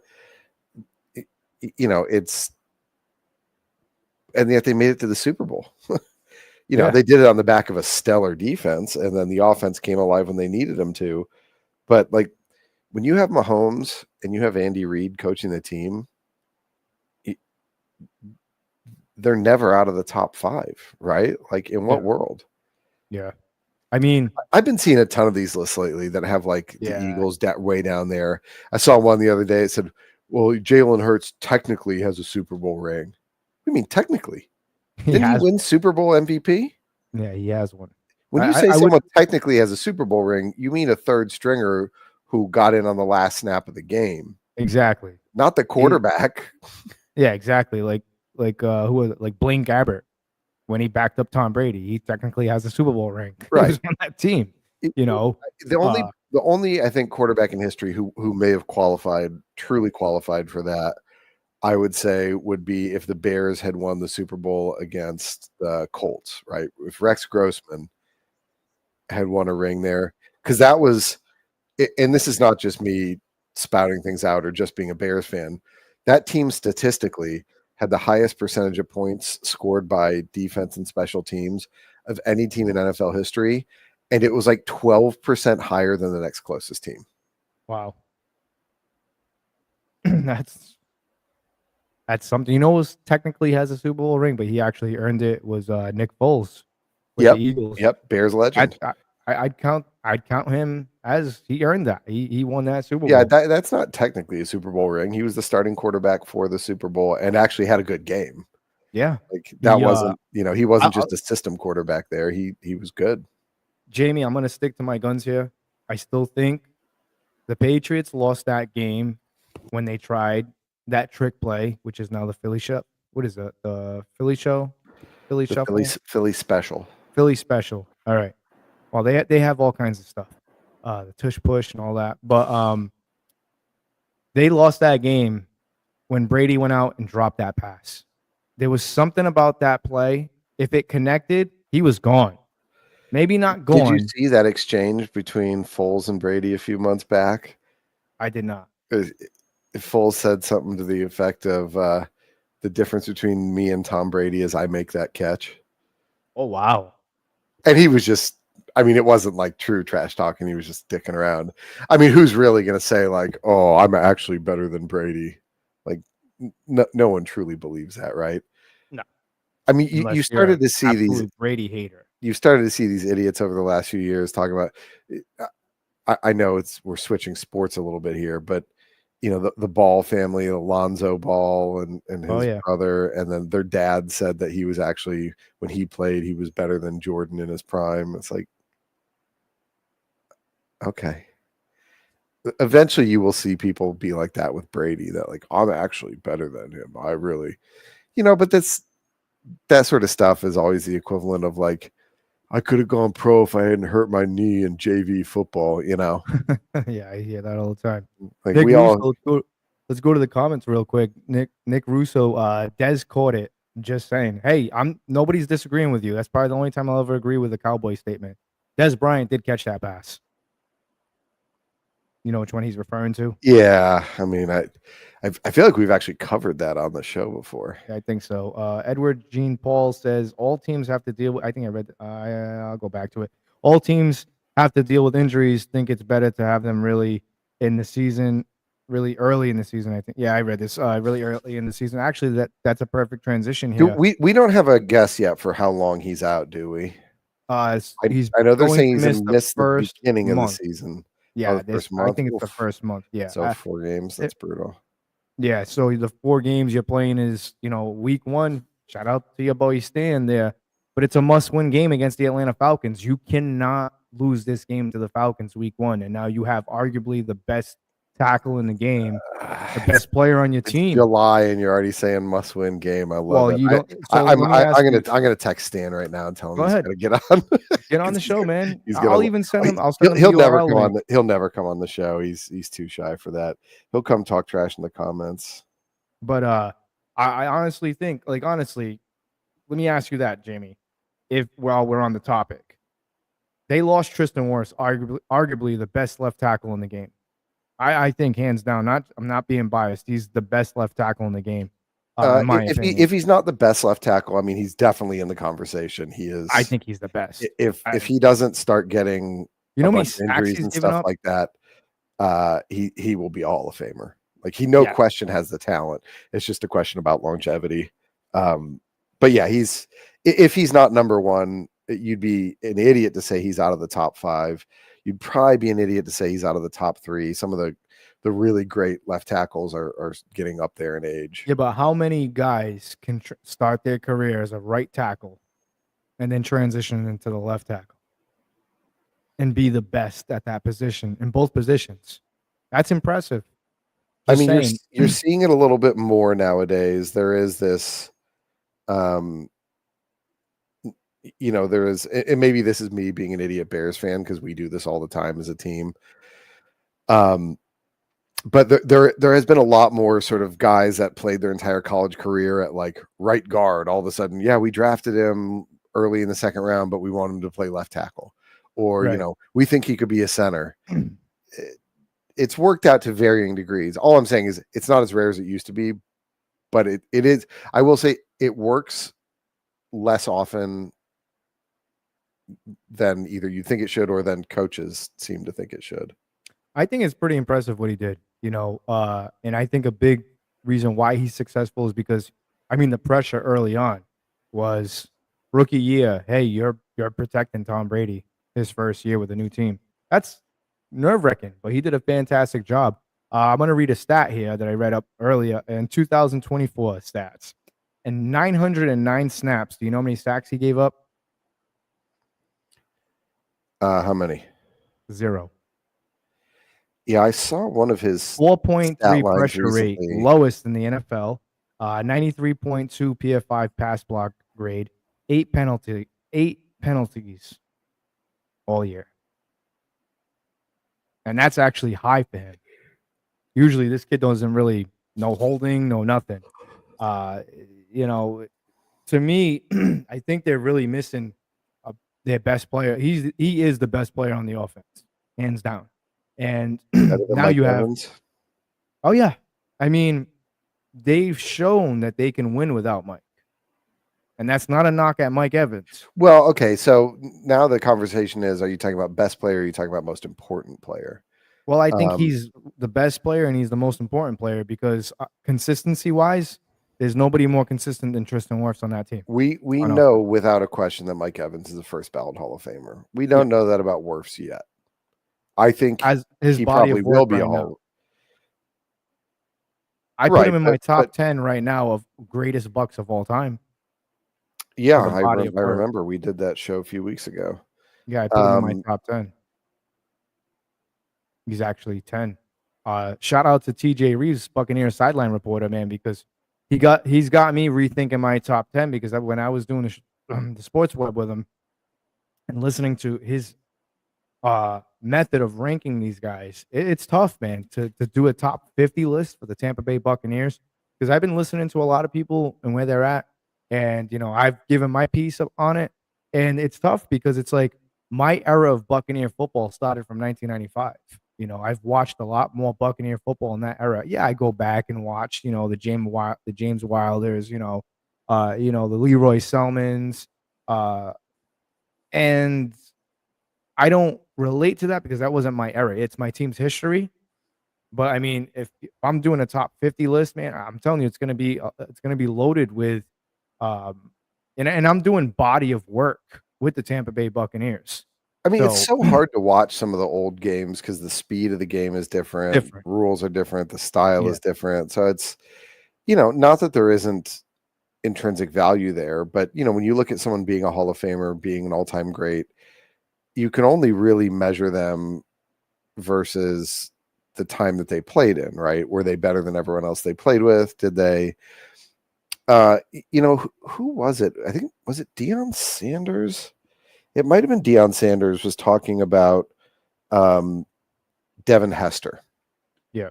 When this most recent conversation about Hall of Fame, and he brought up something really interesting about why someone gets his vote for Hall of Fame. And he said, did they change the way the game was played? When when you were playing that team, did you have to play differently because of that player? And he said that's why Devin Hester is no question Hall of Famer, right? Because special teams is out of the window and Devin Hester is out there.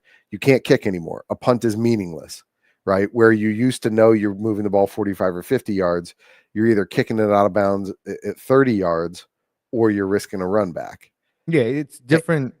Yeah, I know what you're saying. It's different. And so it's the impact on the game. Not would you be great today, right? So by that standard, what Wirfs does nowadays flies, right? Because you know that side of the line is untouchable, right?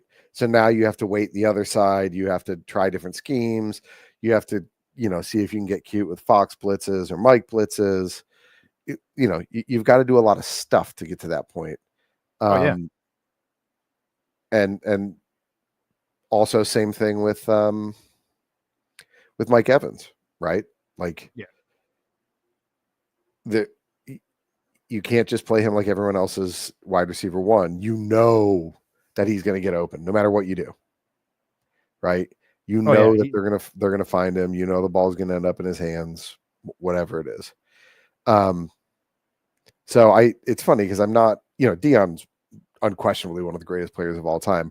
Not necessarily the biggest fan of him now, just because I think he talks out the side of his neck a little bit.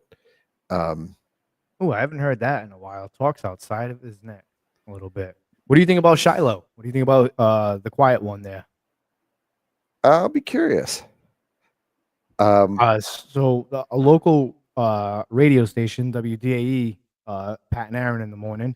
I was listening to them, and I was listening to Pat Donovan's take. I believe he said along the lines, I don't believe I heard. He said, he liked those two guys, but he doubts that they both make the team with Desmond Watson and Shiloh Sanders. I firmly disagree with that, just because of the simple fact that Shiloh is nothing like his father. And people who watch Colorado last year with, Shador and Shiloh, listen, Shiloh can hit. He brings aggressiveness. He brings physicality to a defense. He may not be a starter on the Tampa Bay Buccaneers, but I'll tell you what, Todd Bowles will find the place for him on that defense. And Todd Bowles will utilize him on special teams. And I'll tell you one thing, this kid's going to force fumbles. He's going to create some plays for the Bucs. As far as Desmond Watson goes, I was saying this earlier. Why can't he make the team? Is it because he's too big, the frame? I don't want to hear it's the heat. Played it for the Florida Gators. I think, this is always a tough part in the season. And as a Bears fan, you got to find stuff to talk about too. Well, I don't mean that. No, I know. Yes, but you and I are relatively new to that part of the game. I meant more, Bears are perennial offseason champions, right? The joke I always make. You fall in love with guys, right? There are guys that you're like, you've never seen them play a snap in the NFL. You haven't even seen them play preseason or anything like that. But they're just, whether they're the guy that shown they got great heart, whatever it is, you find guys that you're like, man, I hope this guy, he's an underdog story. He's this, that, and the other. And it just, you want him on the team. And the problem is, the reason that they can't make the team is that there's a better guy in that position and the rosters have limited sizes. And that's just the answer. And it's not always fun, right? No. And, then you watch and you hope that they make another team or, they keep at it, play in the UFL or the CFL and then come back to the NFL next year, whatever it is. But it's always hard. Yeah. I mean, for me, I think Shiloh definitely makes this team, in my opinion. And if everybody out there commenting, I appreciate it. I'll get to the comments. Also, tag this. I'm trying to get Shiloh, man. I'm trying to get Shiloh. I had Devon J. Thomas, his friend, and Buccaneers rookie defensive tackle on here. He was talking about Shiloh, and he said, hey, this dude's a warrior. He on the mini camps, he would show up in 98-degree weather with sweatpants, a hoodie. He said he was wearing full sleeves. Yeah. Yeah, I got to catch that interview. You did a great job on that interview, by the way. I was very proud of you. Thank you. I was a little bit nervous. I'm not gonna lie, first Buccaneers player, but now, I mean, bring him on. Yeah, I mean, hearing that, him doing that, that shows me, and watching him. I mean, I get it. It's underwear football. I understand, but watching him work alongside with Antoine Winfield Jr.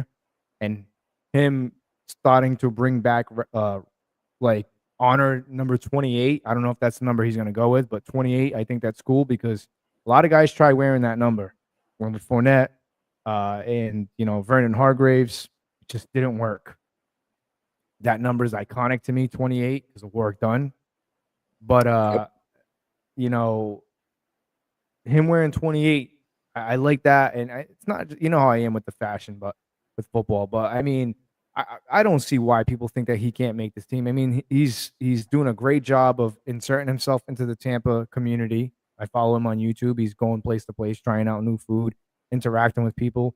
I think he's a good kid, and I think he's a perfect fit for what Todd Bowles is trying to do. And I think he's that next generation. He's part of that next generation of Buccaneer greats, in my opinion, with the rookie draft class that they had. In my opinion, I think they had a fantastic rookie draft class. They addressed a lot of needs. And it's okay if he's not a starter. He can continue to learn under Todd Bowles, and he can, I'm telling you, this is a good situation for him. And as far as Desmond Watson goes, man, all you need him for is 15, 20 snaps. I don't care who you are. I wouldn't, as a quarterback, let me ask you this, Jamie. If you're a quarterback, right, and you are lining up and you see Vita Vea and Desmond Watson break through that line, as Leo Haggerty likes to say, quarterbacks hate color in their face. Yep. What are you thinking? 6'6", 400 pounds, and big Vita Vea, 6'2", 360. I don't want to get hit by them, and I sure as hell don't want them to fall on top of me. I'm just saying. And I've seen Desmond Watson, dude, just scoop players up. He's like, I don't know what to compare him to. He's a monster among men. He is. There was a great thing in, I don't know where I saw it, maybe Twitter or something along those lines. The guy was saying, he said it right before the draft. He said, not sure if this guy's the right fit for your team. Here's literally the 5 best plays he's ever made in his life. Make a decision from there. And I really enjoyed that because this is the problem with the draft, right? It's what you just said. I saw him do this. I saw him do that. Like, yeah, we've all seen literally the best thing he's ever done in his life. And we've got 2 or 3 minutes of the best moments of his life. We need to see what he's like against the NFL. And he's fast for his size, but, everyone in the NFL is so much faster. Yeah. Devon said that. He goes, the game is a lot quicker. And he's like, you step on the field with these guys and everybody's just fast. Everybody's just fast. You may not think so, but everybody's fast, and it's true. Like we've seen hundreds of players come out of college and just don't pan out. Ryan Leaf, prime example of that. Jamarcus Russell, who was that kid from Jacksonville there? He was supposed to be like a top tier wide receiver, but he had what the hell is his name? I forget his name. Ted Ginn Jr. Ted Ginn Jr. Yeah, another one. Ted Ginn Jr. He was supposed to turn out to be something, and just. And you know what? He had a pretty good NFL career, but the funny thing is, along with what you were saying, is that his NFL career was entirely, all the time. His NFL career was 100% based off the fact that he was very, very fast. He wasn't great at football, but God, he was fast. Remember the kid that the Raiders drafted? Not Henry Ruggs. Hayward Bay. They thought he was supposed to be extremely this talented, and Al Davis was still the GM and owner of the team. And that was. And didn't they also draft Ted Ginn Jr. before he went to the Dolphins? I want to say so, yeah. Because I seem to remember a lot of talk at the time being like, well, the Raiders will draft anyone who's fast. They don't care if they can play football. Yeah. And that was remember that style at the time. Yeah, it's funny. I was responding to a text from a buddy, and we hadn't texted in a while. And the last time he had sent me something was, holy cow, congrats. And it was the the Bears getting Ben Johnson. And I said, "Oh, poor guy. I feel bad for him having to come to this team." And he said, "Well, what it boils down to is it was you guys or the Raiders, and nobody wants to be with the Raiders." And I was like, "Yeah, Well, they got Pete Carroll. I mean, Tom Yeah. Brady pulled some strings there. They got Devin White. I hope the best for him. Hope he recharges his career a little bit. if I gotta ask you. let's hope he shows up." Yeah, let's hope he shows up. If you're a Buccaneers fan, what's your panic meter at right now with Tristan Wirfs missing the first 4 games of the season? Likely, Chris Godwin could possibly miss a couple of games early on. He may not be ready to go. What's your panic meter at? And considering The they got state of the union is strong. They'll be fine. They'll be fine. I think they go 1-3, but that one, like Leo Haggerty said of Amped Up Sports on early on. If you guys missed any of the show, you think they beat the who's week 1, the Falcons? Yeah, they have to. Falcons are interesting this year, man. Falcons are such a wild card. Yeah, and not only that, my thing about left-handed quarterbacks, right? Yeah, it screws with defenses. It's just like a southpaw in boxing, and frankly, boxers train a lot to fight southpaws, whereas teams just don't see a ton of left-handed quarterbacks. There aren't a lot of them in the league. Who else is a starting left-hander in football right now? I can't think of anybody right now. Is there anybody? There was Michael Vick. He also was a left-handed quarterback with the Falcons. Southpaw. Yeah, I mean, the team that really scares me the most is the Carolina Panthers. I'm telling you, considering that we have to play them, this is why I keep saying this is a must-win game for the Tampa Bay Buccaneers early out of the gate, week 1, because you got to play the Carolina Panthers. The last 3 weeks of the season, you're playing them twice. There's only one other left-hander in football right now, and it's Tua. So other notable left-handers: Tim Tebow, Steve Young, Scott Mitchell, Paul McDonald from the Browns way back in the day, Vic, obviously. Oh, Mark Brunell, I forgot about that. Really? Ken Stabler. I didn't know Ken Stabler was a left-hander. Speaking of Raiders greats over the years, Jim Zorn. Okay. Speaking of great, Boomer Esiason. He was a left-handed quarterback? Really? Yeah. And then Bobby Douglas. Wow. Saints back in the day. I don't know if you've seen the Buccaneers hype video for bringing back another jersey. They're bringing back, I don't know if you've seen this, Jamie, but they're bringing back the white Steve Spurrier creamsicle jerseys. I thought you wanted them to retire the creamsicles. What's going on here? No, here's my thing. I don't, I'm not, it's just, we fucking lose, excuse my language. I get a little testy about this. We lose every time. Losing the creamsicles. You're not, you're wrong about so many things you say, and yet this one, year after year, I'm like, God, he was right again. We just lose all the time in the creamsicles, and I don't know, man. I just don't want to see them anymore. I get it; it's history. I don't want to see it. But they're bringing back the white ones, the Steve Spurrier ones, which is pretty cool. I just hope they don't have the orange pants on. Everybody's asking, when are they going to wear them? Well, it's a road uniform. Put 2 and 2 together. They're going to play against the Seahawks. Both teams entered the league in 1976. I mean, why wouldn't they? That's going to be a throwback game. That's going to be cool. That's cool. See. Yeah. How are the Seahawks going to be this year? That's another wild card team. Yeah, they did a lot of rebuilding this year. Let me not neglect the comments. Let's go to the comments. Abraham, what's going on, Abraham? Bucs will be fine. They got enough time to game plan. I was saying that early in the episode. Unlike last year, something like this will bring a team together and make them practice harder for opponents. I agree. And real quickly, if you just joined Abraham, I've been saying, I fumbled my words. I said it's a good thing that this is happening.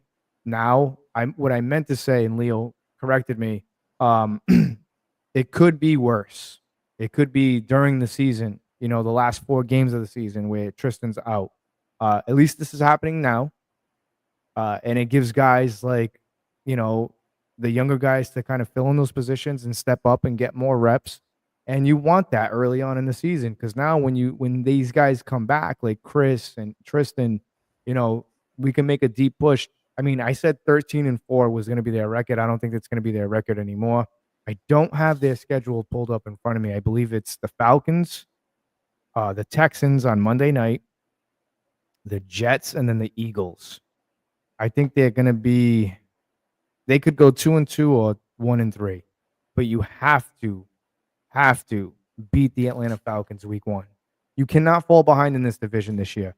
It's going to be too competitive. I'm not signing off on the – I mean, I'm not going to say, the Falcons are just going to flop. I don't think so. There's not enough tape on Michael Penix, and he looks pretty damn good to me. Boy, I tell you what, I watched a good amount of him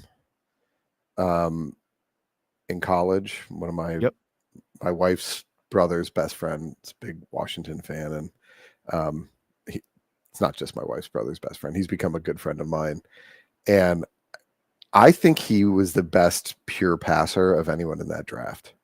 Hey, smooth. I think he absolutely should have gone in the top 10 in the draft. As you and I have talked to death, it was just a really weird pick for them. Yeah. Right? Because what are you doing paying Kirk Cousins $120 million? Well, even Kurt said I was blindsided by that. Yeah. Well, and he should have been. And Atlanta didn't have such a bad draft this year, too. They drafted 2 edge rushers. I mean, I know they're having some issues with Kyle Pitts. Drake London, I think, is going to take that next step into being a top 15, maybe top 10 wide receiver this year. Listen, it's guys, funny. We talked about that a lot. God, we've been doing this a couple of years now. And early on in the podcast, we talked about what is Drake London? What he's supposed to be. He's supposed to be. He's supposed to be. And last year we were both like, okay, he is. Yeah, he's here. I mean, what was that monster game? He had like a 212-yard game. I think it was against the Bucs. It was against the Bucs. Yeah, it was against the Bucs. I called him Baby Mike Evans. You did. You did for like 2 weeks straight. Yep. To be fair, he earned it after that. He had like a 4 or 5 game stretch where he was just unreal. He had like a 170-yard game with 2 or 3 touchdowns. He was single-handedly keeping them in the conversation. Oh God, yeah. For him and Bijan Robinson. I mean, without a doubt. Abraham says going back to safety, Shiloh and JJ Roberts will make the 53. Josh Hayes will be practice squad as well as Tyreek Funderburg. Yeah, I mean, like I said, what we saw, and Jamie, I keep telling the audience, I wasn't surprised last year, on the last platform I was on, I would say, the defense is a little shaky, baby. I'm going to go with the offense. The offense is going to carry this team because I don't know what it is, Jamie, but people don't like watching the preseason. I love watching the preseason because it gives you an in-depth perception of what your team's going to look like if players go down. These are your depth players. And I was watching. I like what I saw from the offense because you got to see Sean Tucker, who's baby Mike Allstott. He's like a little battering ram. I love him. He had it was like the 7th highest EPA in football last year. Who, Sean Tucker? Yeah. I saw his name on a wild, in-depth weirdo stat chart yesterday. I almost sent it to you, and I was like, "This is too obscure." Yeah, I mean, they have a 3-headed monster at running back. You know who was number 1 last year? That was Taysom Hill. Really? Yeah. Oh, wow. Jeez, that's what an awkward list. It was a weird list. It was mostly like quarterbacks you wouldn't expect to be there. It's but it's a playmaker stat, right? It's guys keep the play alive, guys who do better than you'd think they were going to do. Yeah, I mean, it's always good to have 3 running backs, and you got Rachaad White playing on a contract year this year. I mean, he's basically presenting himself to everybody. Right, he's auditioning for the rest of the league, right? Yeah, I mean, we have trouble imagining him staying. Yeah, I mean, you can't let him go out the door. But I mean, like I said, if Sean Tucker shows up this year and he puts up monster stats with Bucky, I mean, then yeah, you got to save some money. You can't pay 2 running backs. I mean, maybe you can because Bucky's still on his rookie deal, and that's a low cap hit. But eventually you're gonna have to pay Bucky Irving too. He was a 4th round pick. I think it's those are 4-year contracts. So I mean, like I said, I was saying last year that the offense is going to carry him, and they did. And I keep telling the audience, Jamie, you have to watch the preseason to see what you have. And I was not impressed by what I seen on defense. And I'm like, geez, I hope we don't get any Well, major Winfield injuries. missed how many games? 6 games last season? 9. 9? Jesus. Yeah. Yeah, I mean, and I that was just guy- saying this. You want to hear something crazy? I was just saying early on in the show, and I'll get to you, Abraham, with your comment. I was saying earlier, the Buccaneers paid Mike Evans. He got hurt. The Buccaneers paid Tristan Wirfs. He got hurt. He's hurt. They paid Antoine Winfield Jr. He's hurt. He got hurt. They paid Jamel Dean that contract. He's always been hurt. Yep. This is crazy. And they just paid Chris Godwin, and he's not going to start, supposedly. It's almost like a, hey, sign the deal, and you get hurt. Take some time off. Yeah, take some time off. Yeah, I Abraham, mean, there may be something to the fact that, you know, when guys are working towards a contract, they're more willing to play through injuries. yeah, we'll see. I mean, like I said, look, this defense, Jamie, because I want to wrap it up with the Bucs talk, because there's some other things I want to talk about. My final thoughts with the Tampa Bay Buccaneers for this episode is, am I a little nervous about Tristan Wirfs? Yeah, man, we need those games early on in the season, but if we can go 2-2, I'll be happy with that, and I don't want to rush him back. Number 1, 2, Chris Godwin, maybe he's not going to be ready. That makes me a little nervous too, because you're relying on Emeka Ibuka, and I've seen great things, but again, underwear football. I want to see contact. I want to see pads. The game's faster, you know. And I like Emeka. College ball was he? Ohio State. Ohio State. Those guys are pro ready. I will say that. But I mean, again, those 2 key components are 2 of the best players on your team, and now you're really relying heavy on a young wide receiving core. I mean, you got Mike there, but Mike's getting up there in age. You don't want to force feed Mike, because if you don't want to hurt him. You know what I'm saying? He's getting up there in age, and I want to see him break Jerry Rice's record. And he's tied with him, but I want to see him break that record. Also, you're relying heavy on Emeka Ibuka, Jalen McMillan, Tez Johnson. You know, those are 3 guys with very limited experience. You know, 2 rookies, and you know, you still have Sterling Shepard, but I mean, he really didn't show up last year. He had a couple of important drops, you know. So, and I do think if Godwin was available during that Commanders game, I don't think the Commanders would have won. I think, you know, Godwin is such a key role for this Buccaneers. I mean, Jamie, how many times have you seen the Bucs on a serious 3rd down, and you just see Godwin come up with a ridiculous catch that just bails them out of that 3rd down? You know what I'm saying? Yep. He's so important to them on 3rd down. Hopefully, Ibuka can be that guy. From what Mike's saying, he looks like another version of Chris Godwin. So I'll wrap it up with this. Abraham says Elijah Klein as well as the tight ends, O'Keefe, Payne Durham, and Cade Otton. Everybody's missing out on Devin Colt. I don't know why. He's a stud, I'm telling you. As well as running backs, Rashad White and Sean Tucker will help with. Colt was your 6th-round pick out of Washington. Yes, that dude is a monster. I'm telling you, he's going to be a beast. He did, when he had to come in with Cade, when Cade was hurt, he did fantastic. So, yeah, I mean, I'm excited for this year. I honestly think that I don't know. I went from 13-4. I don't know, man. I'm thinking maybe 12-5, maybe 11-6. They can't come in 2nd place in the division. I'll tell you that right now. They can't do that. I want to transition into some other stuff here, because we got some news on around the NFL. Najee Harris. Have we heard, Jamie? What happened? You didn't hear about Najee Harris? No. Hold on, let me pull it up. Oh, buddy. I've been busy. We, you know, like I said, my house is falling apart. Daughter's got hand, foot, and mouth. Oh, that's the fireworks. There's always a fireworks accident. Hey, it's crazy because Little last JPP week, action. Yep, I told everybody on Okay. July. A superficial eye injury that will not affect him. Okay. This is a great tweet. Not even training camp yet. Najee Harris out here shoving M80s in his eye sockets, and we still got to play poverty swamp grass in Brazil week 1. Shaking my head. Yep. I keep telling people with the fireworks, and I said it. I'm like, listen, don't go and blowing off your hands. Go look at JPP. You know, I actually had a couple of mishaps with some fireworks here. Some of these stems were broken. I didn't realize it. and I put them in, and one of them shot up, went up, it went like this, it went up 2 feet, it went choo, and then it shot into the street, and it just popped in the middle of the cul-de-sac. I said, "Oh, thank God." If somebody said to me, Jamie, out of the hundreds of people you know, which friend is the most likely to injure himself with fireworks? It would be you without hesitation.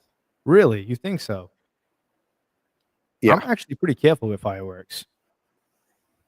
I'm telling you, People that say that are always the ones who end up getting hurt. No, you know how I'm keep careful a with safe fireworks? distance. I don't fuck with them. I don't mess with them. I don't do that. I listen, I'm pretty decent with fireworks, man. I try to remain. Me too. Every year I don't buy them and I don't set them off. I buy them. I had one mishap that was out of my control. It malfunctioned and it blew off the side. You know what the name of the firework was? Wicked Pissa. And I'll tell you what, it said 13 shots of Wicked Pissa. And I something told me don't light this. And I was like, no, I'm just gonna light it. Mind you, I ate an edible. So I was feeling okay. So you're doing drugs and lighting off fireworks. That's why you're the friend that's most likely to hurt himself with fireworks. I lit it, and it was going. These were loud mothers, dude, loud bastards. It was just like boom, boom, boom, and I was going smoothly. The side of it blew off, malfunctioned, and it just started aiming towards the neighbor's house. Boom, boom, boom. I freaking ran, hit underneath my car, and the neighbor comes outside. They're looking around. They went back inside. The next morning, I left early, back out. I did like a big loop, looked at their house, no damage. I'm like, oh, thank God, man. And I was so scared. I was paranoid. I'm like, the house is going to catch on fire. I'm going to jail. Like, it's so much rain, but it was just the edibles. But yeah, I mean, I won't like the big ones. I have a couple of big ones here. Actually, because I'm in my garage here. I actually still have this one to light. I'm not going to do that. I got a bunch of them still. Some big bastards. But I'm going to wait until we go to the beach or something, or we go to a big open field, because I don't know what those are going to do. I looked up one of them on YouTube with phantom fireworks, and I'm like, yeah, I'm not lighting that out here. No way. Too big. Way too big. Get in trouble. So yeah, Najee Harris. So is he all set? Because from what I heard, he had a little bit of blindness in one eye. It says superficial injury, so he'll be fine. I mean, it's July 10th. Yeah, so he'll be all right. What else you got for news around the NFL, buddy, that you want to talk about? It's been a while. Well, not much has happened, and I've kind of been out of it lately. I've been telling our audience here. We're in contract extension season, right? So yeah. The only other thing, hilariously, I was just reading about it, was the NFLPA executive director. They're trying to get him removed because not only is he the executive director of the NFLPA, but he also works for a private equity firm that invests in the NFL. So it's like, well, wait a minute. That's a conflict of interest, surely, right? Isn't it's the same thing too with Tom Brady? Is he going to still do commentary this year? Right, but you have to understand, if you had the NFLPA, your job is to do what's best for the players, even if it's not great for the business of the NFL. His other job is paying him to do what's best for the NFL and not worry about what's best for the players. So, which one's it going to be? Now, his NFLPA executive director position pays him $3.2 million a year. Wow. Why you got to get another job when you're doing that? I mean, maybe I respect the hustle. I don't know. I saw Nate Tice was calling for his head. Nate Tice is very active on social media. He's fun to follow. Is he related to what's his face, the old Vikings coach, Mike Tice? I don't know, but wasn't Nate Tice a starting? Wasn't he a starting lineman? No, he's a quarterback. That's what I'm saying. You remember? It was Mike Tice, right? The Vikings coach. Yeah, I don't know if they're related, but I missed that guy. He was a fiery coach. They didn't go anywhere. He was a decent coach. I try to explain to the audience with around the NFL because everybody just wants to talk Bucs. There's only so much Bucs that you can talk about. There's a lot of stuff going on around the NFL, and that's why we do this around the NFL, so you guys can stay informed. Yeah, Mike Tice is his dad. Bears there you go. See, I knew they were related. Mike Tice, I might add. I knew they were related. They had to be. What are you looking forward to with the Chicago Bears, man? I mean, Well, is this is the best part of being a Bears fan this part of the year. It's pretty much it's all suffering from here. The our Super Bowl is the preseason. Yep. Maybe it's the draft, but probably I think it's most likely the draft because I remember those years with the Bucs when they were just absolute garbage. Our Super Bowl was the draft. well, yeah, because you always got early picks, right? And then And then Jameis came, and then I was like, this is like a loss. Felt like I just lost the Super Bowl because I wanted Mariota. oh, you were so excited when you got Jameis. You were ride or die for him for years. I tried to be, man. It's my quarterback, man. It's my quarterback. I tried. Although honestly, they were talking about Baker getting hurt and stuff like that this year, and I don't know why people are putting that bad juju out there. I mean, there is a statistic that he hasn't been able to put 3 good seasons together because he always got hurt on the third one. I wouldn't be opposed to bringing back Jameis for the backup quarterback position. Just the excitement of the stupidity of the interviews that he would do. Oh God. Just imagine that Baker went down and Jameis is your backup quarterback. I mean, honestly, he's got a rapport with Chris and Mike. So, but then again, they got Kyle Trask. So, I mean, curious to see what they have there. I've never got to see him play. A couple of snaps here and there. That's it. But I don't know. Jameis is a giant wearing number 19. That's such a Jameis thing to do. Is it not? Is it not? Yeah, I mean, you just always think to yourself, what's the stupidest thing I could do in this situation? And then imagine a dime store preacher trying to sell you on it. That's Jameis in a nutshell. Did you see his gabagoo thing? Kept on saying gabagoo, and then he finally got it right. You didn't see that? Did I send you that? I mean, gabagool is also wrong. This is one of my pet peeves. People that try and show that they're Italian by saying Italian words the wrong way. It's a mozzarella. Where's the chicken parm? That's like more of a drunken Boston guy asking for chicken parmesan. The chicken parm. Yeah, I mean, it doesn't matter which American accent you have when you talk about how Italian you are, even though no one in your family's been to Italy in 3 generations. I deal with this shit at work all the time. People come in. Oh, yeah. Oh, my favorite. I'm from New York, and I already don't care. Here's my response to people that always brag about being from New York. New York is the most populous place in America. You are statistically more likely to be from New York than anywhere else. So when someone says to you, "Oh, I'm from New York," like, okay, you're the least rare person in this country. Why would I care? That's funny. Oh boy. Sorry if we have any New York listeners. I don't care where you're from. Okay, where you're from.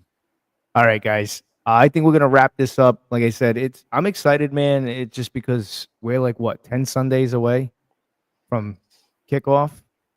I'm excited for. I mean, we're all excited. I mean, I don't know about you, Jamie, but I get this feeling when the Hall of Fame game is here. I'll watch about 5 minutes of it because I'm excited, and then I walk away. And then but I have a good feeling. Oh, I got to ask you real quickly with the PS5. Have you got a chance to play the new NCAA game? I haven't played. I've never once actually played NCAA. I didn't play it before they stopped making it. I haven't played it. I was a Madden guy. I know a FIFA guy. You and I have played FIFA against each other. I've owned you the first couple of matches, and you got really good at it, and then I can't even put up a damn goal. Well, I was always good at that one. I lived in Europe for too long. It's a sink or swim. But now, I mean, supposedly good reviews with the new NCAA game. I mean, it's pretty deep. I saw that. They added the coaches now, apparently. Yeah, man. It's pretty cool. And then Madden 26 is coming out. They're saying that they fixed a bunch of stuff. It looks pretty damn good, not going to lie. But then again, every year it always looks pretty good. And then for me, it's franchise mode. Franchise mode lacks so bad, Well, we talked about this because that's the money maker is Ultimate Team, right? Ultimate Team. Because they don't make their money off you buying the game. They make money off you continuing to spend in the game. Yeah, of course. I mean, it's just, to me, I want them. I think Madden was at its peak when they had, remember the Tony Bruno show? That was so ahead of its time. You know what I'm talking about? I don't remember the Tony Bruno show. When you used to do a franchise and like for regular, it was PS2. They used to do the Tony Bruno show. You do your franchise, and then whatever happened in the game, Tony Bruno would kind of talk about it here and Oh there. yeah, I forgot about that. I did Yeah, have Tony that one. Bruno. Yeah, That that was was ahead of its time. so ahead of its time. And then they went away with it. I'd like to see them bring something like that back into the franchise mode. But supposedly they have like this coaching mode now where it's like decision making, like all this stuff. I just want to see them bring more light to franchise mode. I love the franchise mode. They have no incentive to, so they're probably not Yeah, going to. well, supposedly this year they brought like a bunch of stuff that people liked. It's pretty deep, they said this year. And what I'd like for them to do is a pet peeve of mine is this. If you're gonna do the coaching thing, I think you should have offensive coordinators in the game as well. You know what I'm saying? Like that way to make it more realistic because you always have like these weird named coaches that nobody knows about. And then like say you go into your second year of franchise mode, let's just say I don't know. Let's just say I don't know. Let's just say the Jaguars wind up firing Liam Cohen in the franchise mode, right? Let's just say, you're the Patriots or whatever. You should be able to sign him as an offensive coordinator, and then promote him within or whoever. They don't allow you to do that for some reason in Madden. I don't know why. Like it's just if you fire a coach, he's strictly just the head coach, and he'll just sit there. It's just there's little things in the game that they should tweak to make it more realistic. I miss NFL 2K, man. I wish they would bring back NFL 2K. NFL 2K5. Were you an NFL 2K5 guy? No, the only 2K game I ever played was I played a little bit, and I never had the game. I just played on a friend's the NBA ones. NBA 2K. NBA 2K was pretty good. Their baseball ones were good too. Well, when you get a chance, man, I'm gonna send you a link. NFL 2K5. I guess that's when Madden winded up buying the rights off the NFL, and Right, 2K was pissed, and then they were like, you know what, screw it, we're gonna sell the game for $20, and it was probably the best, or if not the greatest football game ever made. It was so deep. You had a halftime show during franchise with Chris Berman showing highlights of the other games of the other teams in the franchise. It was based off around ESPN, and it was authentic and it was good. The gameplay was good. This year with Madden, so supposedly when you're doing franchise, everything has a different feel. Like when you're playing a Thursday night game, there's a different presentation to it now. Sunday night games have different presentations. Monday night games, Thursday night games, supposedly all have different presentations, different logos and stuff saying, "Hey, it's Thursday night," and da da da da. So it's like little things like that that I really enjoy. So we'll see. I mean, I don't know if I'm gonna buy it.